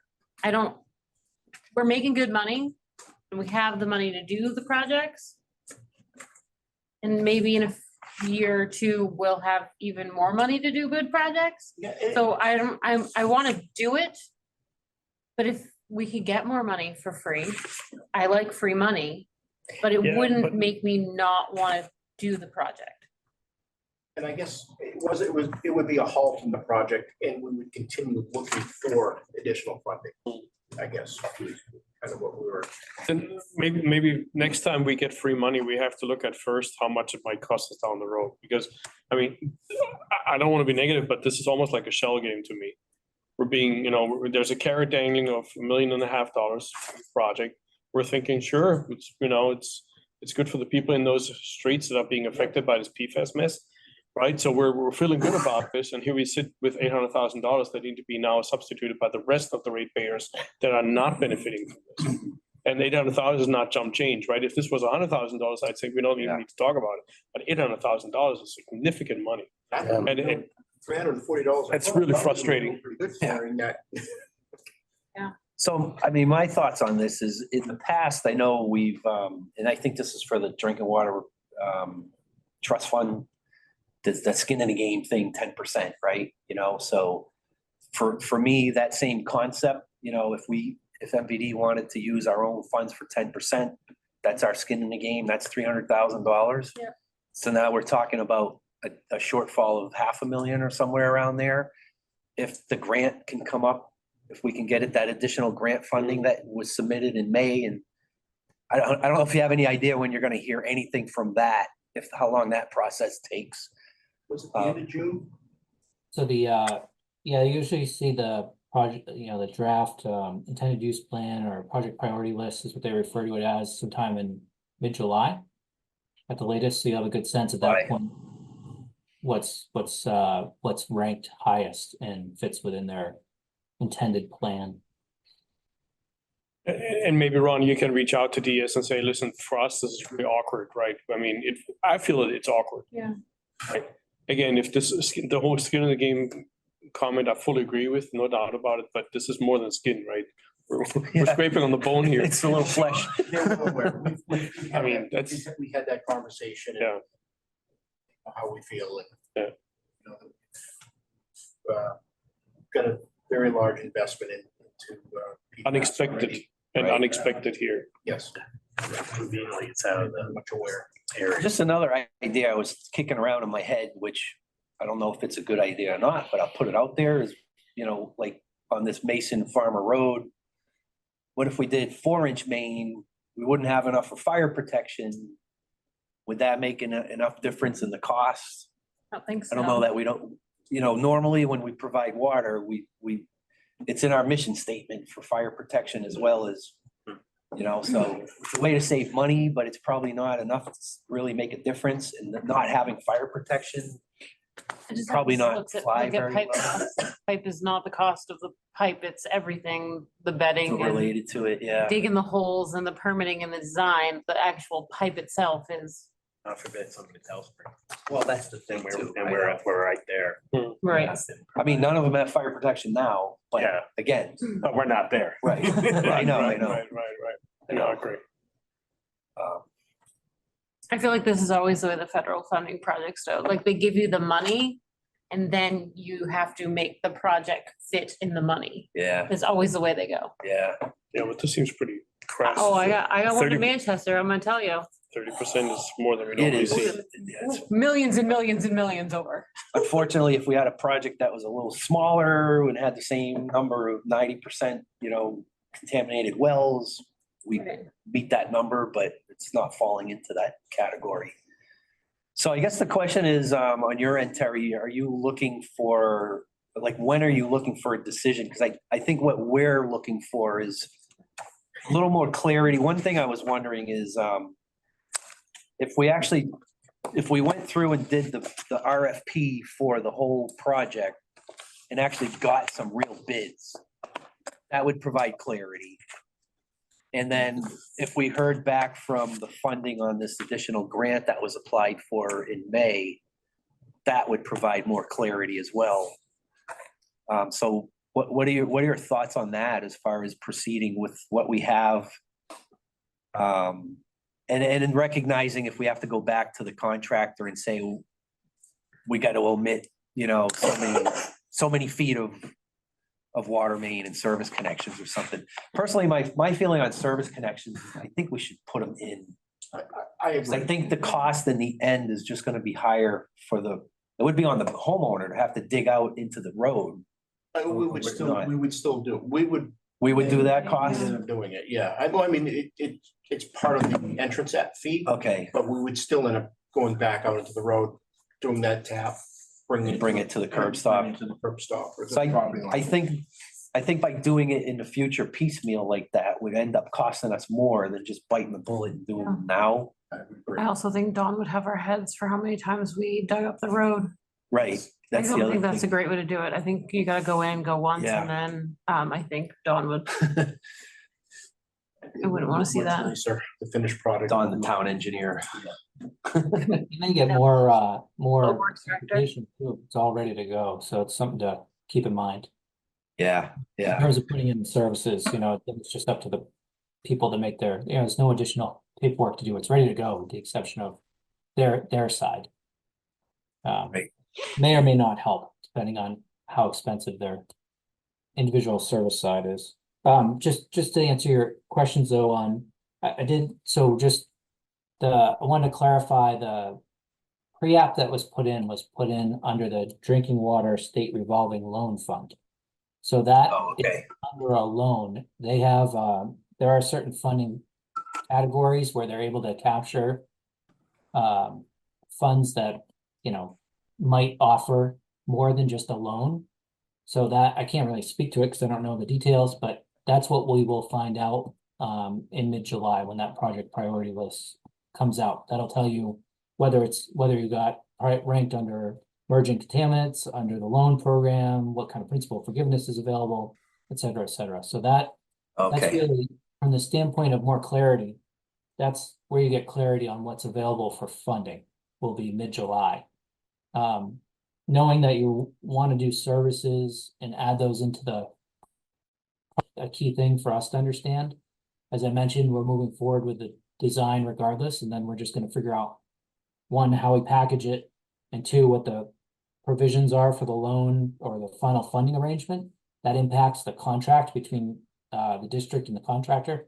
So we have to get that resolved when we put that out to bid. So we can't really do those two things until we understand how you're gonna fund it and what the final limits are. But you will have a whole package regardless that's designed. In regards to looking at things like putting out bids, you can put out the bids with certain provisions in them that say that it's dependent on funding. There's, as you folks know, there's a bunch of different ways to kind of design the bid form that would allow you to make sure that you at least have a project you can initially start with and kind of add to through add alternates. So that, hopefully you could definitely get a project going under the funding limitations you have with this grant, and then add to it based on whatever source or additional funds you're gonna add at a later point. So there are ways to do that, and there's certain, risks and rewards associated with those approaches.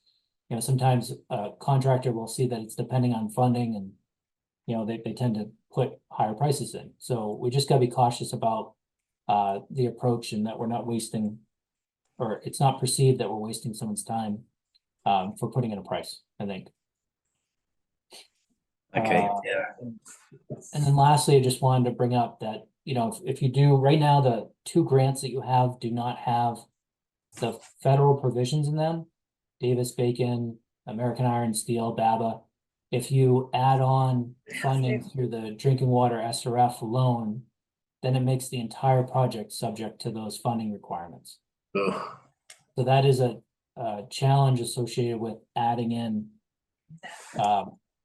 Yeah, that's a good point. federal provision. Sure, So just keep that in mind. I know it's on pause, but wouldn't these houses qualify for the state's free treatment program? For a filter? Yeah. Yeah. So, Fine. so that program is the same grant that they have the option to connect to a municipal system. So it just has different, there's the in-house point of service or whole house filter program. And then there's the connection to a municipal service or municipal distribution system. One is 10 grand, the other one's 5. So the 10 grand covers for a connection to a municipal distribution system, 5 grand or up to 5 grand for the point of service or whole house filter. And so it's the same program.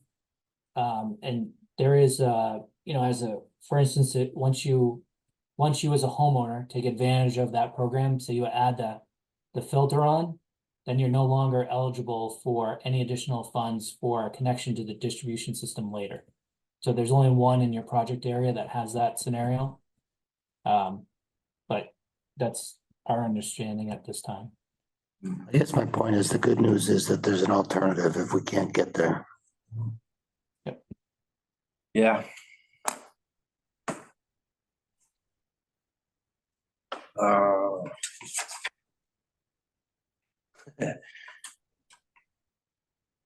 So there's a lot of alternatives. I don't know which way everybody wants to try to go on this. Terry, do you usually see higher bid prices when you're playing in with Davis-Bacon versus not Davis-Bacon projects? Yeah, I mean, you tend to see, it depends on the level of contractors that are bidding and the size of the project. Or at least my experience has been, you could see something on the order of, 7 to 10% increase. And the state is aware of that and will allow you to, basically increase the amount of the loan that you get to offset some of those costs. So there are, but yes, for smaller projects, you tend to see a little bit of an increase. Larger projects where you're working with big contractors, it tends to just Doesn't kind of matter, be a 'cause- moot point. right. You're just gonna scare away the little guys, because they're not gonna be able to play the game. Yeah. The little guys will probably have a better price too than the. We Is there an haven't, expiration on these, like, do we have a decision to be made, like, that we're risking an expiration on these $2.5 million grants at all, or? there's, there is the initial expiration was June of 2025. So there's on the PRLF 31 loan, we can get an extension till the end of 2025, which is enough time to construct that type of work. And then on the other PRLF 32 grant agreement, there's a little bit more flexibility because that's the one that's state PFAS funds, but we would probably be taking the same approach with these, depending on where this funding finally plays out, is to try and get them bid for hopefully a short construction start this fall. If not, it'd be next spring. And they should be able to build the work within that time frame of the year. We'll be able to have it, design wise, we're in good shape.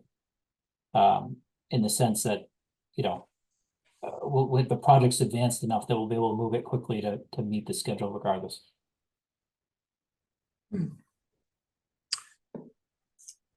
I don't know, so what should we do? Try to, do we sit tight and wait for see what happens in July? I think- Clarity.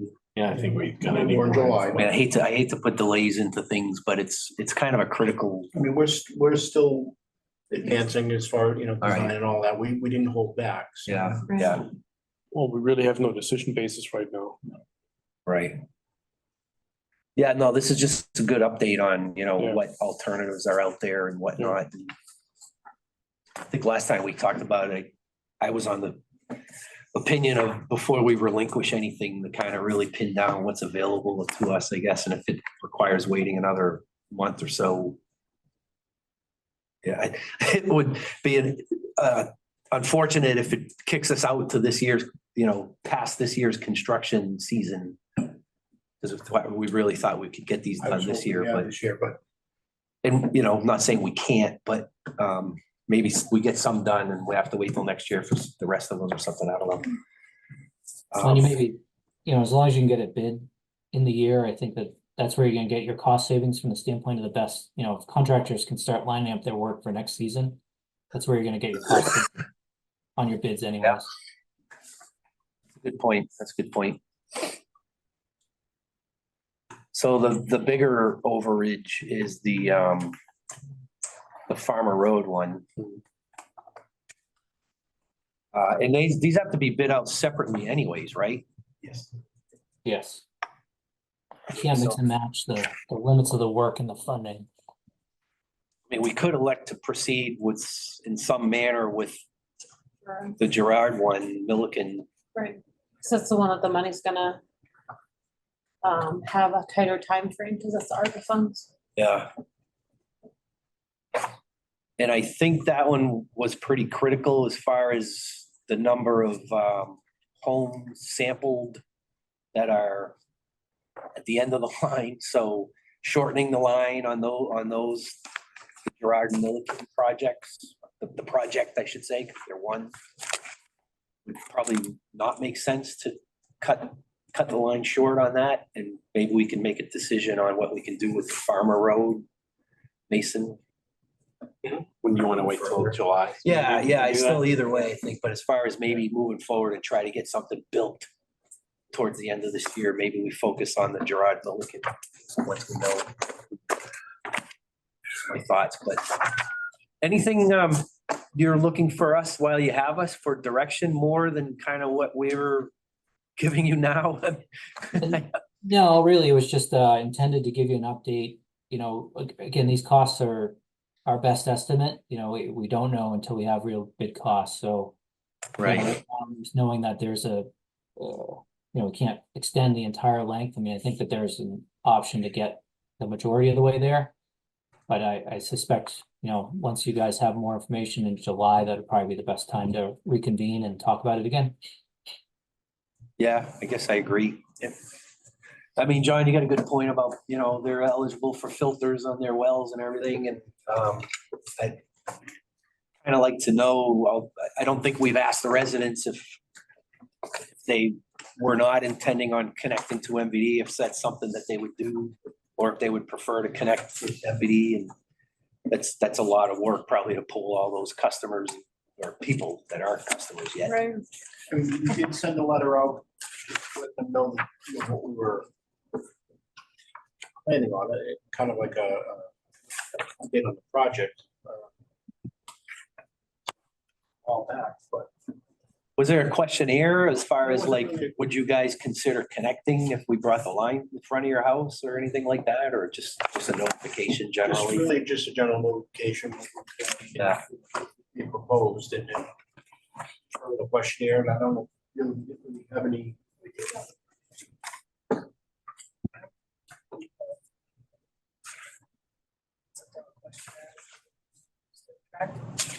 Oh, and when we get heat. It's kind of something you were asking for along the way is what, I thought we had at one point said that we want to do such an inquiry. But it might have been, yeah. I I think it wonder, would be great for us to know I mean, I did the math earlier, if we're looking at 72 houses and let's say, you know, $50 a month average water bill, something like that. It's gonna take us 20 years to recover the money, right, without any increase in rates which isn't that bad, 20 years. I mean, it's bad, but it's well, not yeah, 40 on an years, right? infrastructure project Right. like this. It's not bad if you get an SRF loan for 20 years. Match the cost of Yeah. the revenue.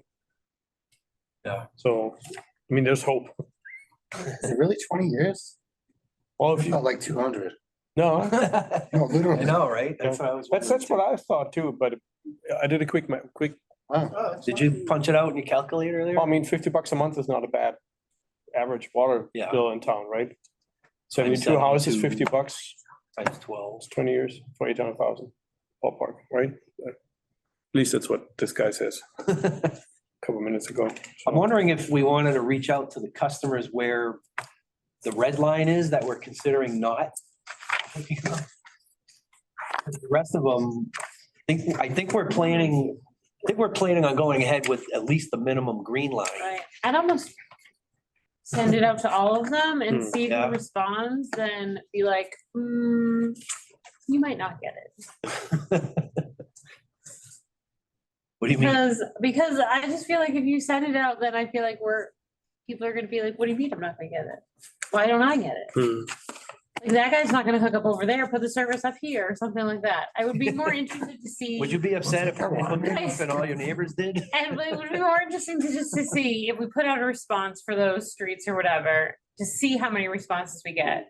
And I'd also love to graphically, like on these little, like, give me some dots, who's tested. Right, I agree. Because if I That's like, true. if there's a cluster down at the end, well, then Yeah. it makes me feel better about Importance. spending the extra money to get the water down there, knowing that these people care a lot Right. Right. and are gonna connect versus, so that would be. I don't even know that, I thought we had a pretty good number from the Paul Mary and Gerard that there were a lot of interest down there. It was hearsay, but I mean, it was All right, all right. the couple people that I had talked to, that it would seem like that whole area was really interested. We Is that do something- have that, we do have the sampling information, so we can add that to the maps, but just didn't put it on there because Okay. weren't sure Okay. if we want that out there or not. Yeah, I mean, like you said, I guess it's public record, right? So, It is. yeah.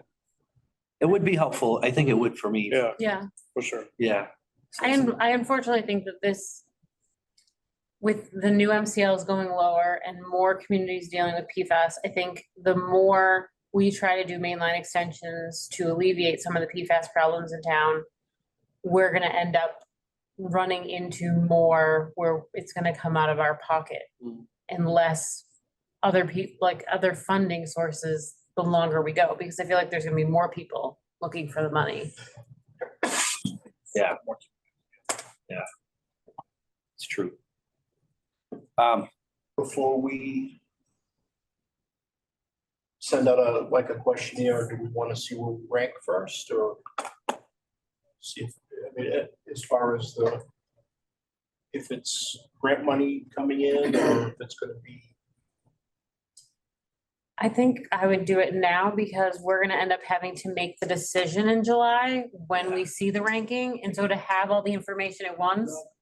Cause if we send it out then we're gonna have to wait another month or two before we have the information. And I think that would be important to mention in there that there is a grant available right now for if your well exceeds an MCL for a $10,000 grant, a rebate towards them connecting their own line, you know what I mean?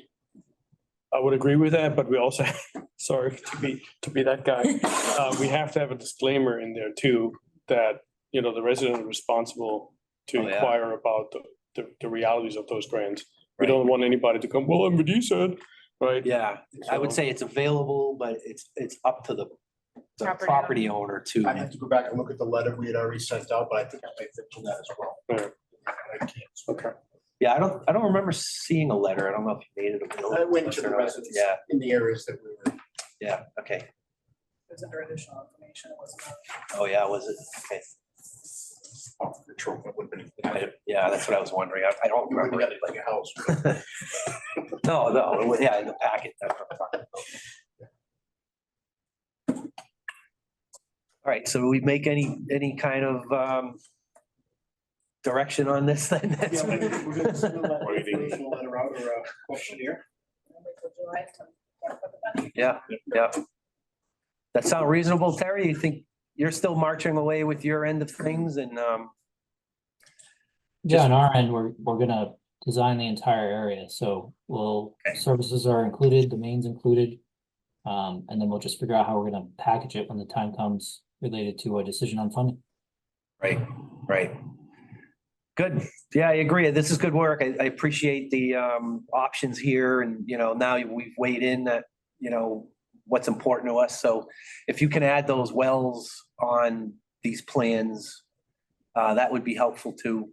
And with the most likely PFOA is the culprit PFAS of interest here. We can get that on there. Good. Thank you. Great, thank you. Anything else? All right. Any other questions? Are we good to move on? We're good to move on. Good to move on. Okay. Thank you, have a good All night. right. Thanks, Terry. Thank you, too. Terry. Thank you. Nice meeting you. 7:00. Thank you. Yeah, right. All right, so next on the agenda is discussion of the cost of water for flushing of wells 7 and 8. Can I suggest that we either move that to next month because we're an hour behind the agenda? Yeah, And maybe more so, can I suggest that staff inquires, before we discuss this here in public, it might make sense for staff to inquire, do we have any leverage to even go after that money? Or is this just for informational purposes in general? right. I second that. Okay, Good. I'm I'm fine. good with that. All right, so number 4, we're looking at review and approval of the minutes. Looks like there are 3 minutes here. They're all from May 20th.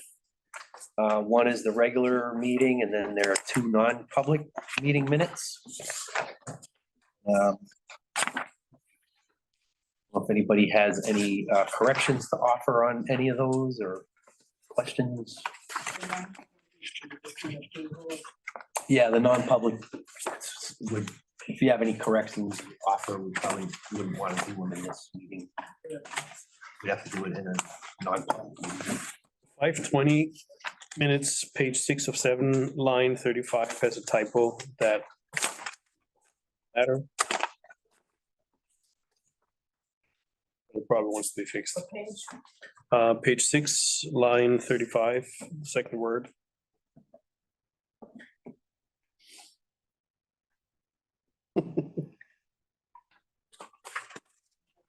Read that like 3 Yeah, times me to find that word.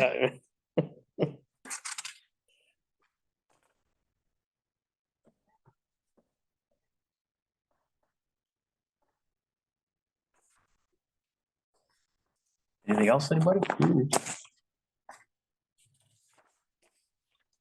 Guess if no one's got any other,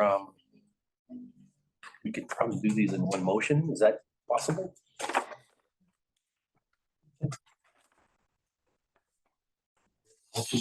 All the minutes with the as amended, May 20 regular session.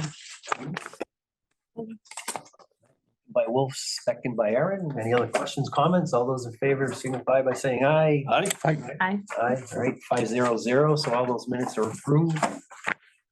Got next is the Action item. action items. Favorite part of the meeting. Yeah. These along. All right, so we got a bunch of ongoing ones here. I guess we gotta go. I'll say ongoing.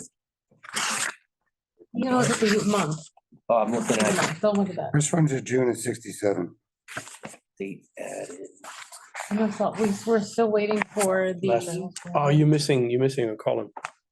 oh, He's missing the report to be given column.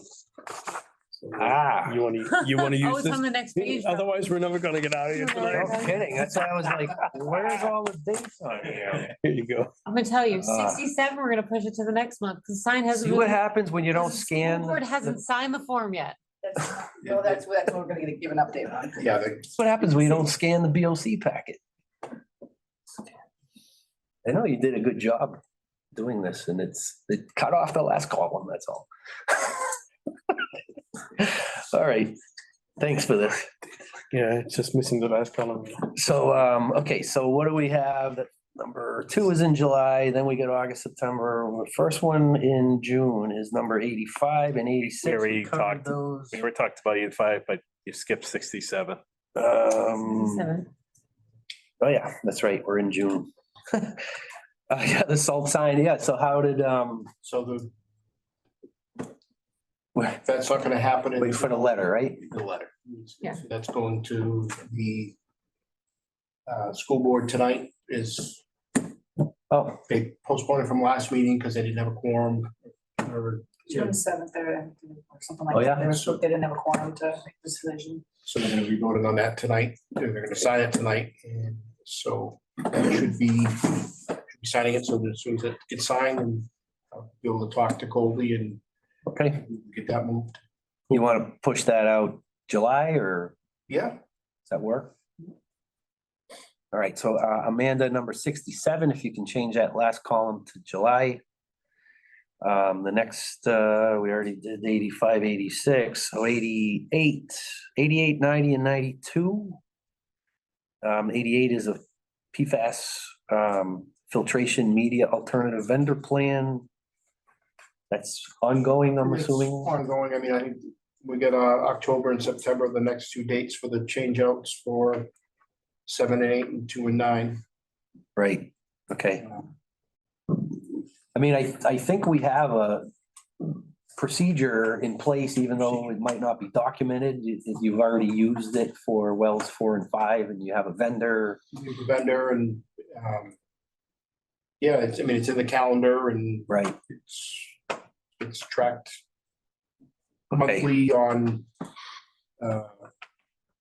this monthly in your packet. So Right. right. All right, so what more are we putting together? Is there an actual like document that you were working on or something like that? or- I was planning on just going into a really just into a calendar that just kind of repeats is what I was looking at, I mean, it does say Like a discuss working- quarterly here, a so. working calendar. Well, we have that working document from Underwood, right? That would get updated as we gain additional information, right? Is Yeah, that kind one, of- that one That's what's page, in your packet. yeah, it's right. Yeah. No, I don't have it on here, somewhere in here. This right here. These dates, that's what he's talking about, where it tells you where the next 8 months is gonna run out, where we're looking at targeting the next replacement. We're still talking 88? Yeah, I think so. No, this is to find all the alternate media itself and alternate vendors. This is the technical briefing we received from Underwood last month. On the Yeah, pilot, The pilot. plan. Right, Yeah, I think so. right. So this is where we're looking into On the sources. other sources and other media. Maybe put a hyphen pilot. yeah, because I Something thought this was talking clarifying. about this. Oh, I totally, Because we did find an alternative vendor for. yes, I totally. Main misunderstood that. vessels. Okay, yes, so that is, It's ongoing. that's an ongoing, we is. actually are. Haven't started yet, but we're still working on it. It should be starting. Probably very shortly, month. next month, yeah. Okay. So how do we want to do this? Is like number 88, if we just put, like a parentheses pilot testing after the last, after it says vendor plan, alternative vendor plan. Mhm. You following that, Amanda? We confusing you enough? Oh, I don't know if she's on. I'm on. Sorry, I couldn't unmute. No, I've got it. Thank you. Okay. And while we're at that, Ron, did we ever get together with Merrimack TV on this one? Remember, we talked about maybe having a little bit of a video? Solar options? No, about like a pilot. Pilot test. Tiny little book. You didn't have to be. Still 88, sorry, about, pilot testing and, We haven't yet, and I will okay, do that. just to showcase a little bit what we're doing here. Which, I want to bring them in and actually showcase the whole treatment plan as Yeah, well. yeah. Cool. All right, so solar power options. You gotta do a date for 88. Yeah, I think let's say July. Yeah, I think we'll probably get an update on that for July, right? Yes. All right, so number 88, last column changed to July. Anything new on the solar power options, number 90? Yes. So we met with, Doug Langdon, who is our energy broker, to kind of see what options he may have, and he kind of went through his thoughts on just the whole solar thing in general, and he actually really did break down for us, kind of explained it a lot better, and kind of, I understood a little bit more, so his thought was maybe, go through some electricians, we're gonna actually search some more, get some more pricing on it and stuff like that, and maybe look at, Piloting. our own, like a revenue source as well, paying for it ourselves to see what that cost is. And maybe do something, we could also do it down like our treatment plant, not a treatment plant, distribution warehouse, and, so it's actually a revenue stream there, and I forget what they call it now, the source metering, so that would be all basically revenue, and you could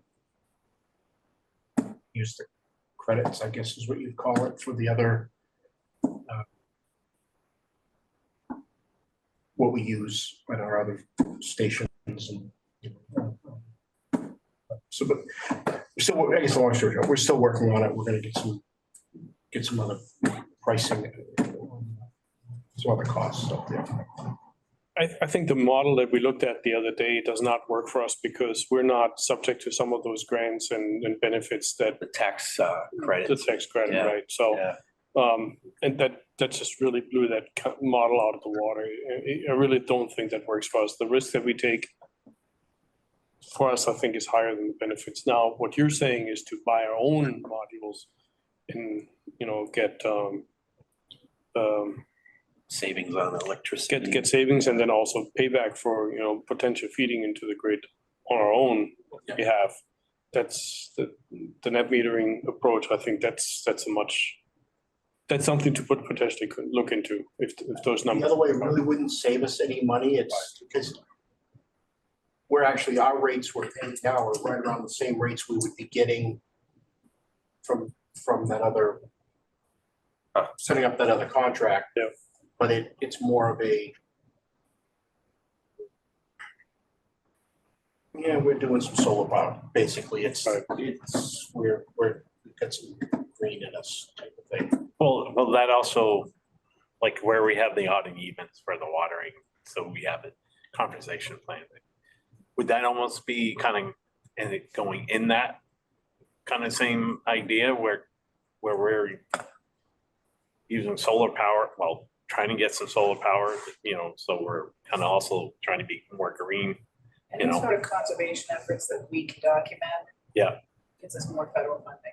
So, I mean, so solar power could be used then. So we could have some payback in other big ways than just electricity savings or whatnot. But I like to think of it as a revenue source. It might cost us something to put it in, but if it's gonna save us money and generate some revenue, why not? So what's the next step? Are you getting something from them that's more, We're working with Access Energy, he's looking into stuff. We have some tasks that we need to do and come back with okay, some more research. And because we're Eversource customers, right? For Yes. We also have a Constellation, I always say. That's for the supply. For the supply, yeah. So we locked in for 3 years, when is that coming up? Is that through through? 1 more year. Okay. So when you guys want to bump this out from June to July earlier, or you want to? Okay, all right. All right, so number 90, we can change that last column to July. Okay. The website update for salt use reduction alternatives. Still working on that. All right, We actually have a list, but I'd like to, I don't know if we wanna. We wanna have a meeting with the board, or do we wanna, I'd like to kind of go over it, because some of it's. Not feeling comfortable recommending something Yeah. that I could come back to bite us. yeah. Because it's the pickle juice, the coffee grounds, or the, Yeah, some realistic something, I know. right. And So DES hasn't, I was gonna say. you reached out to them at all, or, They say, look at the, like, there's one each website, there's different websites, there's one, which state that, because I actually talked to the group, they dug into this and they came up with all kinds of stuff, but they're not necessarily recommending a product, they're saying this is better than this. the this is better than technology? this. Yeah, So it's not, there's nothing that's. it's not like something I can go out and get this. Right. Yeah, That's right, there's a lot of information out there and there's a lot of conflict as well, that's probably kind of, we're in the same boat where we don't want to recommend a product, but maybe a technology, and then the user has to do their own research to find a product that is of that technology that's recommended, but who's gonna go through all that to, I don't know. I went through the whole website, they've got practices as well as far as like techniques. They've got different spreaders, that type of thing, they're handheld, there's 5-gallon buckets, there's this size, there's all kinds of products. But there's not a material that they're saying this is it. Right. Well, there is, but they're all saying different ones. So this is the one that you want to use. Depends on who you're talking to. If you're talking to somebody out in Arizona, but generally same opinion as the New Englanders. But I didn't know if the board wanted to task the committee of putting stuff together and hashing this out and utilizing the committee that way. Definitely, I think, yeah. And It really should still be DES. DES should be taking the charge there because this is not a Merrimack problem. This is a state problem, if anything, right? So DES really should be, and if they're not comfortable doing it on their own, they're welcome to refer to UNH websites and whatever website they please, but. Yeah, the committee is the DOT on it and a lot of stakeholders. So stakeholders we can't really pull much from. It's not saying we want to use salt. We can do it some more. Where are we on that as far as setting up, if we want to do another salt committee meeting? I think we're looking. Is that another item on here that's out for a different date, maybe? Just curious. What we're probably have October. We're targeting October. Yeah, salt reduction letter to be sent out annually. I don't know, I don't see it here off the top of my head, but It was 43. Salt. Yeah, 43. Next week's September. for October. oh yeah, so we put September in here so we can get ready for October. All right. I don't know if you ever talked to Steve. Again, his last Landry at DES. So it's not like they have a list of something or anything either, right? They referred them and so. Yeah.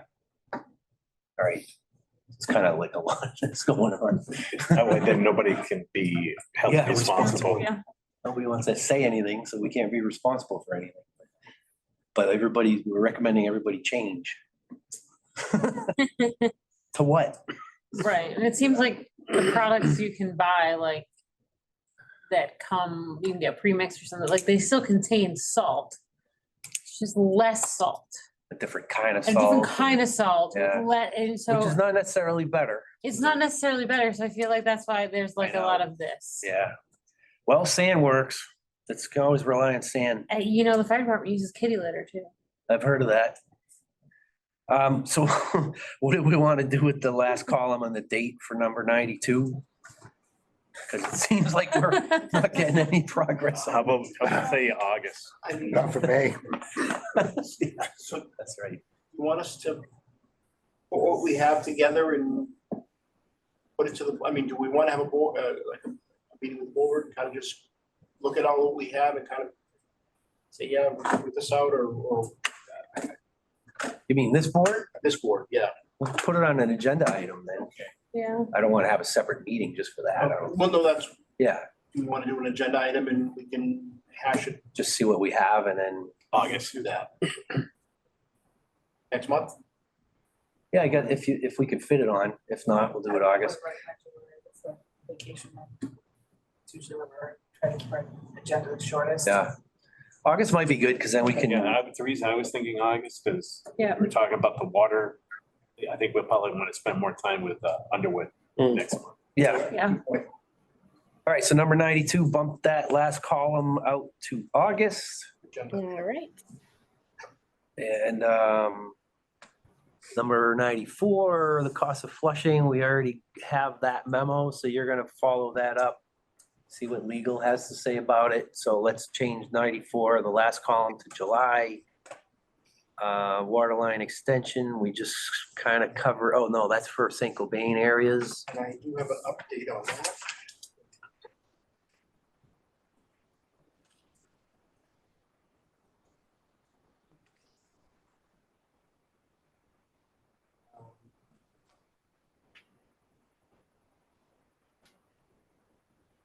So Ed Gano just sent an email at 4 o'clock today stating that St. Cobain issued an NPP by Friday, 6/21.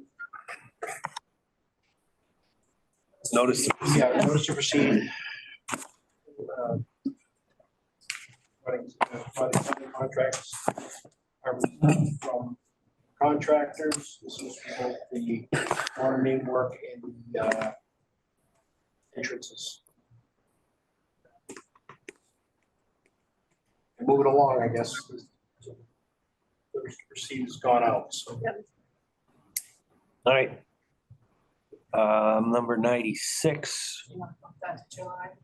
well, it says monthly on there, so I guess we'll just keep bringing it back. Yeah. 96, cybersecurity information. Where did we leave that? Kristen updated it earlier. And we're waiting for feedback on my short email today. Oh, yeah. Yeah. So July's fine, maybe even August. Yeah, what do you think? Let's do August, and if she has an update in between, that's fine. All right, so- If we really are gonna get into that and then nitty gritty, we probably need to just do a work session for it. I mean, I think we all eventually might have to. Or external help that does it with staff and comes back and tells the board we're good now. Yeah, very true. Yeah. So do we want to? All right, 96, I would do August, and if there's any updates in between, we'll talk. all right, so 96, change the last column to August, and then the last one, 97, update to be included on a town calendar, anything on that one? Oh, that was,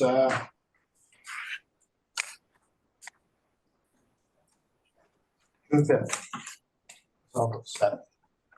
So that's done. It's updated, yes.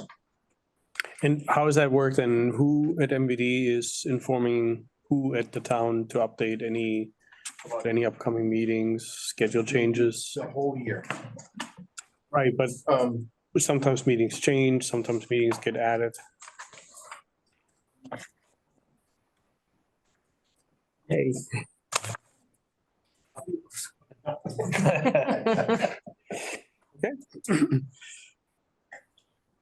Alrighty, Do you want, let's take that off the list then. 97 is complete. Okay, perfect. the calendar's gonna get updated as it needs to be? Or that's for sure. Okay. All right, so I guess that's it for the action items. So, everybody good with that? We can move on to, old business. Yeah, there was more additional information, but I wanted to call that out because there's a specific note on here. That this report was filed. It's 202 pages long, so I just pulled up a summary and Right. conclusions and recommendations. And we're waiting on review from DES. This is the, local water source protection grant, continuation of salt reduction mitigation efforts within wellhead protection areas. This is where we install the divers and all the wells. Right. So there was one I forgot. There was one recommendation in here about installing a installation of water level, temperature, conductivity data logger in the production well or proxy well for the Mitchell Woods well. Do we want to, I mean, I don't know how much that's gonna cost, but We're Mitchell- not at that page. We just got the report, so they're gonna do up a ESR for the recommendations. We're gonna Okay. Get approval from DES and the report. again, I'm not sure if we're really planning on proceeding with Mitchell Woods right now, and I think we kind of put that on hold. So I don't know, I was just thinking we might want to consider if we want to move forward on spending money for more instrumentation of a well that we may not really want to get data for in the end anyways, but just keep that in mind, I guess. Any other old business from anyone? And any new business? That's me. John, you got any new business? For those of you that have not heard, I resigned from the board effective after this meeting. I've certainly enjoyed the job and working with all of you. I really just have an awful lot going on at work and in my personal life. That is really preventing me from giving this the effort that it deserves. So I think, actually part of it was seeing Aaron come on and be so productive. There's probably somebody out there that could give a little bit more than I could. So, thank you all for your support during the time that I've been here, and if you need anything, let me know. And truth be told, John called and we talked about this over the weekend and, this has been a couple times before that he's called and said, listen, I'm really struggling for time, and I've actually kind of feel like I strong armed him and had him, asked him to stay on. You're very encouraging. That was very encouraging. That's a good way to put it. And I appreciate that. And, I totally understand your, other commitments and, they Yeah, are, you've been to the lab, right? yeah. I have been to the lab. The thing's like, 2-3 times bigger than it was before. And, there's other stuff that, I can understand where you're coming from. So I don't fault you in any way. And I thank you for staying on these times and definitely been a critical member to have all these years. It's been a number of years. How long is it? 5 years? Feels like 10, but it might have been 5. Yeah. It's been good. It's been a good run. But I just kind of think that I really can't put it off any longer. Right. And I didn't want to try to beg them to stay on again. I figured, Can I? 3 times the charm. I already wrote the letter. Well, sorry. I'm a little sorry to hear that. John. Yeah. I really am. There'll come a time when I could give some more effort again. But it's probably a little ways down the road.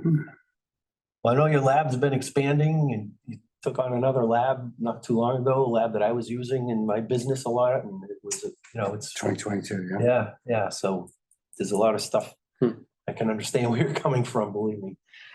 So, yeah. Managing the PFAS lab is one of the things that's really been a challenge right now. So Yeah, right, it's a whole new thing and a whole lot of money. right. So, What if business is not going anywhere? It's just getting bigger. Good to hear. right. Well, wish you the best of luck in everything and hopefully extra time will help you kind of balance out everything else that's going on, you know? I appreciate the support. Yeah, we're always here for you. If you have anything you want, questions or whatever. All right, any other new business? Seeing none, we'll move. No, wanna- but back to that. So that means we are to appoint. Yeah, so we're gonna have to start post the looking at seats, right? appointing, going through a review, interview process Okay. again. Keep my ear to the ground for you. Yeah, yeah. So I don't know if we want to talk about starting that process, or when we want to think about having interviews. Is that something we want to try and do right away in July or give it a little time? I know July, the agenda is usually a little shorter. We I want to think there's RSAs that determine that we have to do that within a certain time frame. think so. We can look, let's, Yeah, we'll look that up. I'm not 100% on that. let's have an agenda item to discuss the process of us moving along with this. And if you find out that it's something we need to put in place sooner than starting it in July, then let us know. I think the last time, I'm trying to remember, we went empty in March. I'm not sure how long we went without, when the appointment was made. I can't Well, remember. that was pretty quick, actually. It was pretty When quick. it was. When you started, Yeah, because it was the election that caused it, right. because. do you remember what month you started? Like April, Yeah, yeah. and It You was were really on it. quick. Yeah, yeah. yeah, really? I didn't April was know the that. month I did the interview, and the election was what, and March, Yeah. Oh. February. I think it was pretty I quick. thought it was a couple months of just being down one commissioner, but I guess I'm wrong. Okay. Well, because I think that's when it was me, it was triggered by the election. Yeah, the election was in So, March that caused the. I don't know if opening. you were down a commissioner before the election, I just. I don't No. think so.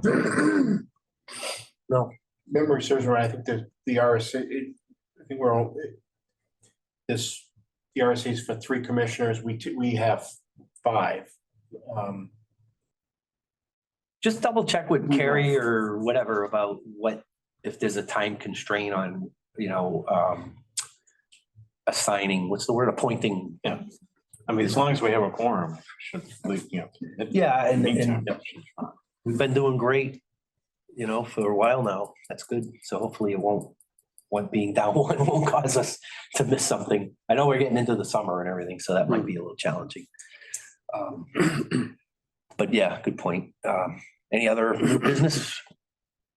Then next is superintendent report.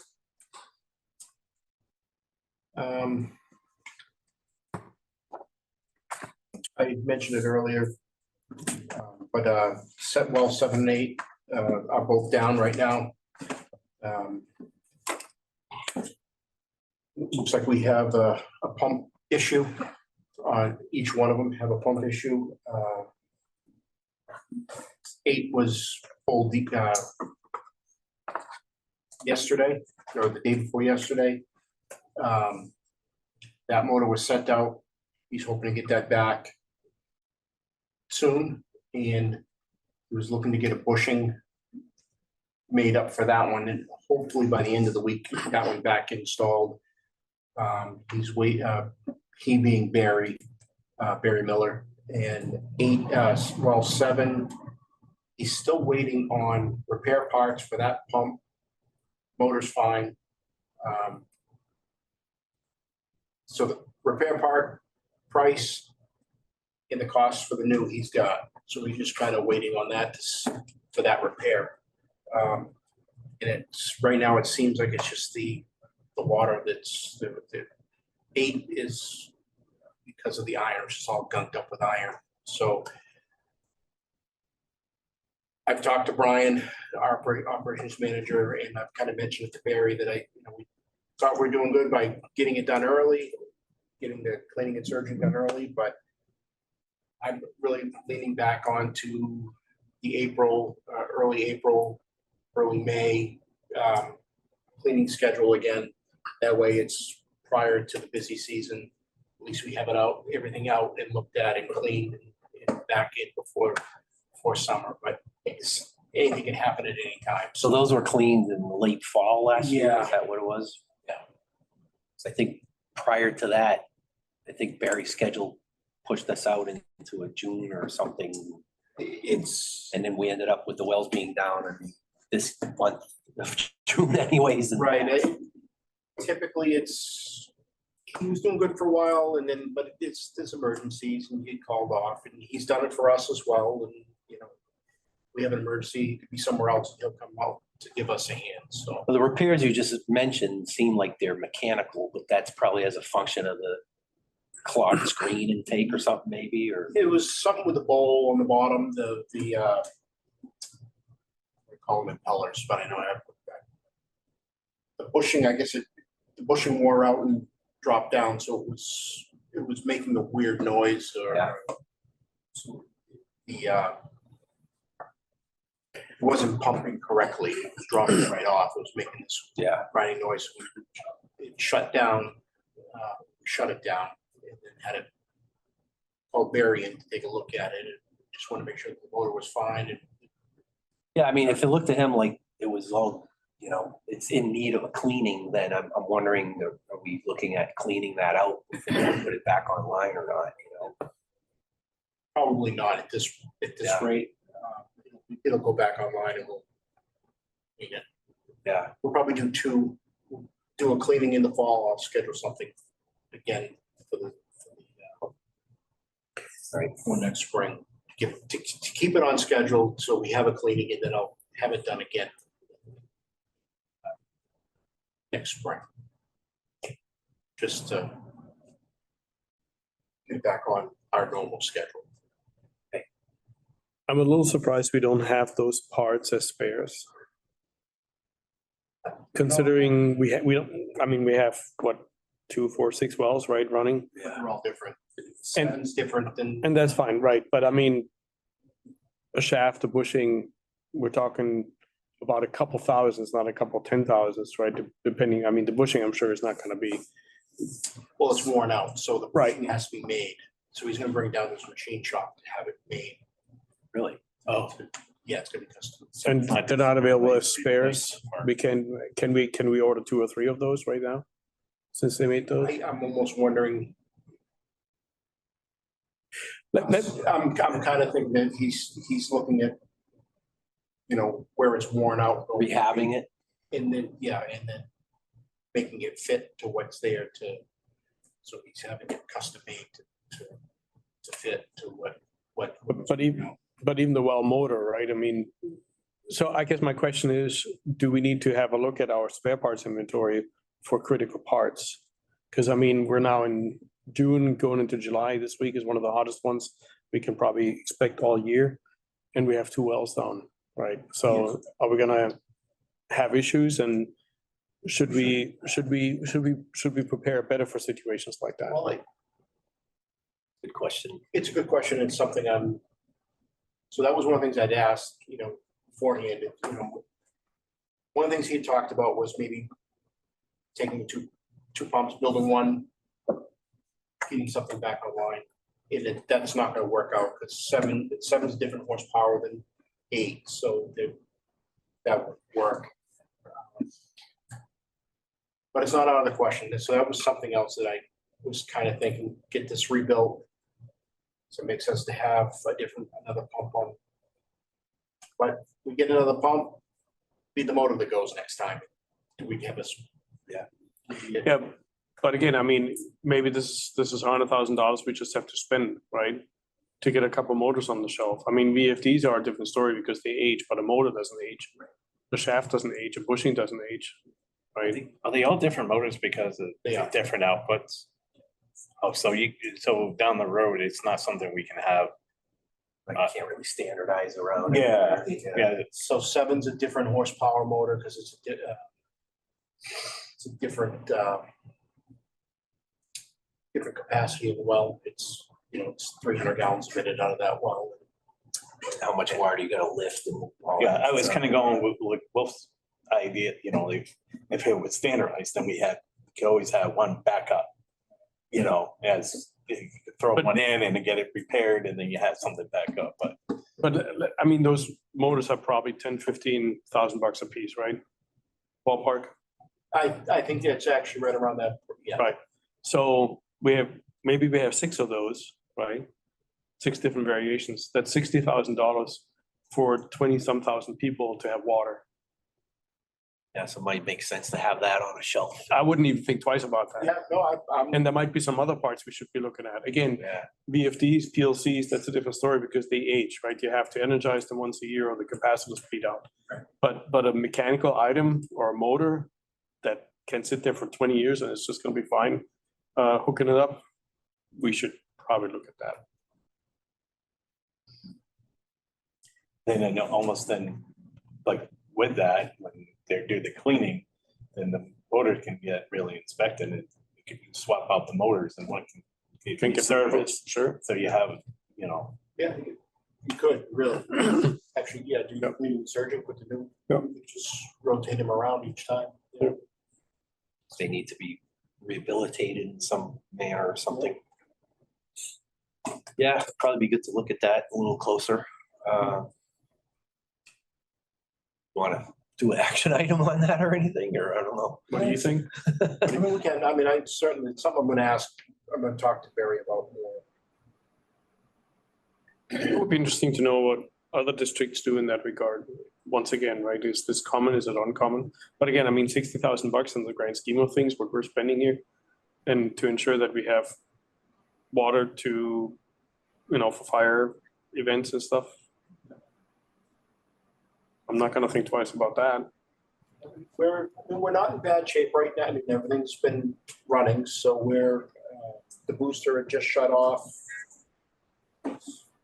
4 o'clock-ish or so, we're probably down a little bit now, but we're 49 feet in Hutchinson, I think it was 48 feet in Hutchinson. Turkey Hill was starting to fill. We're running out at 650 GPM at 4 and 5. We're only about 1,800 gallons a minute. Right now we're 2 and 9, so we're looking at 200 there. We actually can go up if we need to. Get 870 out of 4 and 5. Don't want to run it long term that way, but I can bump it up a little bit more if we need it, and we still haven't opened up the Penachuk connect yet. So we're in, it's not panic mode by any means. No. And we're, I'm just thinking last I recall, that interconnect with Penachuk is not cheap either, right? There was times when we spent significant money on that. Well, we have a wholesale agreement. We have it now, right? Yeah. But there was a time we didn't, Yeah. and I think that one event would have paid for all those spares we were just talking about, right? oh yeah, no, absolutely. But it's, All right, any other superintendent report? So the other project we've been working on is the Mahoosic and Wire Road Bridge project. I was actually up at the state last week. We had some test bits we got to do on the highway side of it. So I actually did get a chance to talk with Colby with DOT. We got to do some, they're putting drainage all over the place. So we possibly have some conflicts on our crossings. Got to locate those. And we got to find the sleeves. And hopefully they can change in the early stages still on their design. So hopefully if the depth's not there, they can change their design a little bit, maybe make their drainage a little deeper or whatever, so the conflicts aren't there. If there's a conflict in the border of the highway, that's on us to pay for, but any conflict in regards to the bridge project on the Mahoosic Lake Road itself, that's reimbursable. Engineering is reimbursable from DOT. So there is a few on Mahoosic Lake Road itself. There's a couple crossings that are hydrants. I know there's a hydrant in the sidewalk and one crossing by Bailey or Matt Salvage and Bailey's area right there, Rose Lane area. Music Lake is the one they're doing a temporary bridge and then they're putting the real bridge back, right? I just get them so So I know I'm. I think that's Wire Because the Road, wire road is they're actually moving it permanently. right. That's what I I thought. still don't know how they're gonna make a corner in there or something. That doesn't make sense to me. All right, that good? And that's it. All right, questions from press or public? I don't know if you can tell if there's anybody in I'm the waiting sorry to room. jump back, Oh, but there were all a right. couple of things from the last meeting still that I just remembered with where we wanted to consult with legal. The one was the ATVs or YouTube, you know, in the sand pit. I have that. I don't have the paper with me on. We're good though. As long as we, It's already posted, but there's additional signs that are going up or going up. so after we talked, I went out, because I know we posted it before, so I did some kind of cleared around the signs that they basically had grown over. Cleared them Okay, out. We're gonna actually put some posts in around the sand pit area and actually put some additional signs around the sand pit.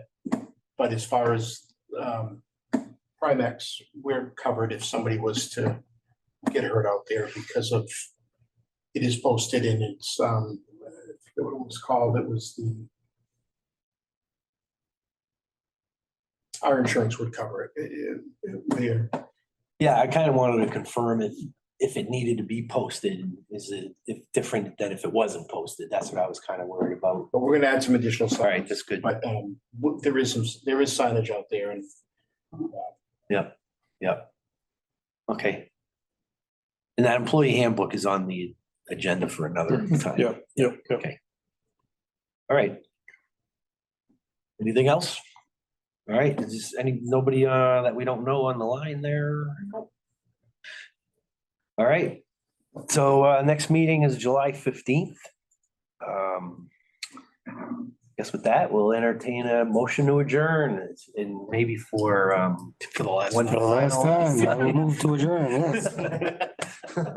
Seconded. Motion by John, final motion by John, second by Ken. All those in favor signify by saying aye. Hi. All right, thanks, Merrimack. See you next month.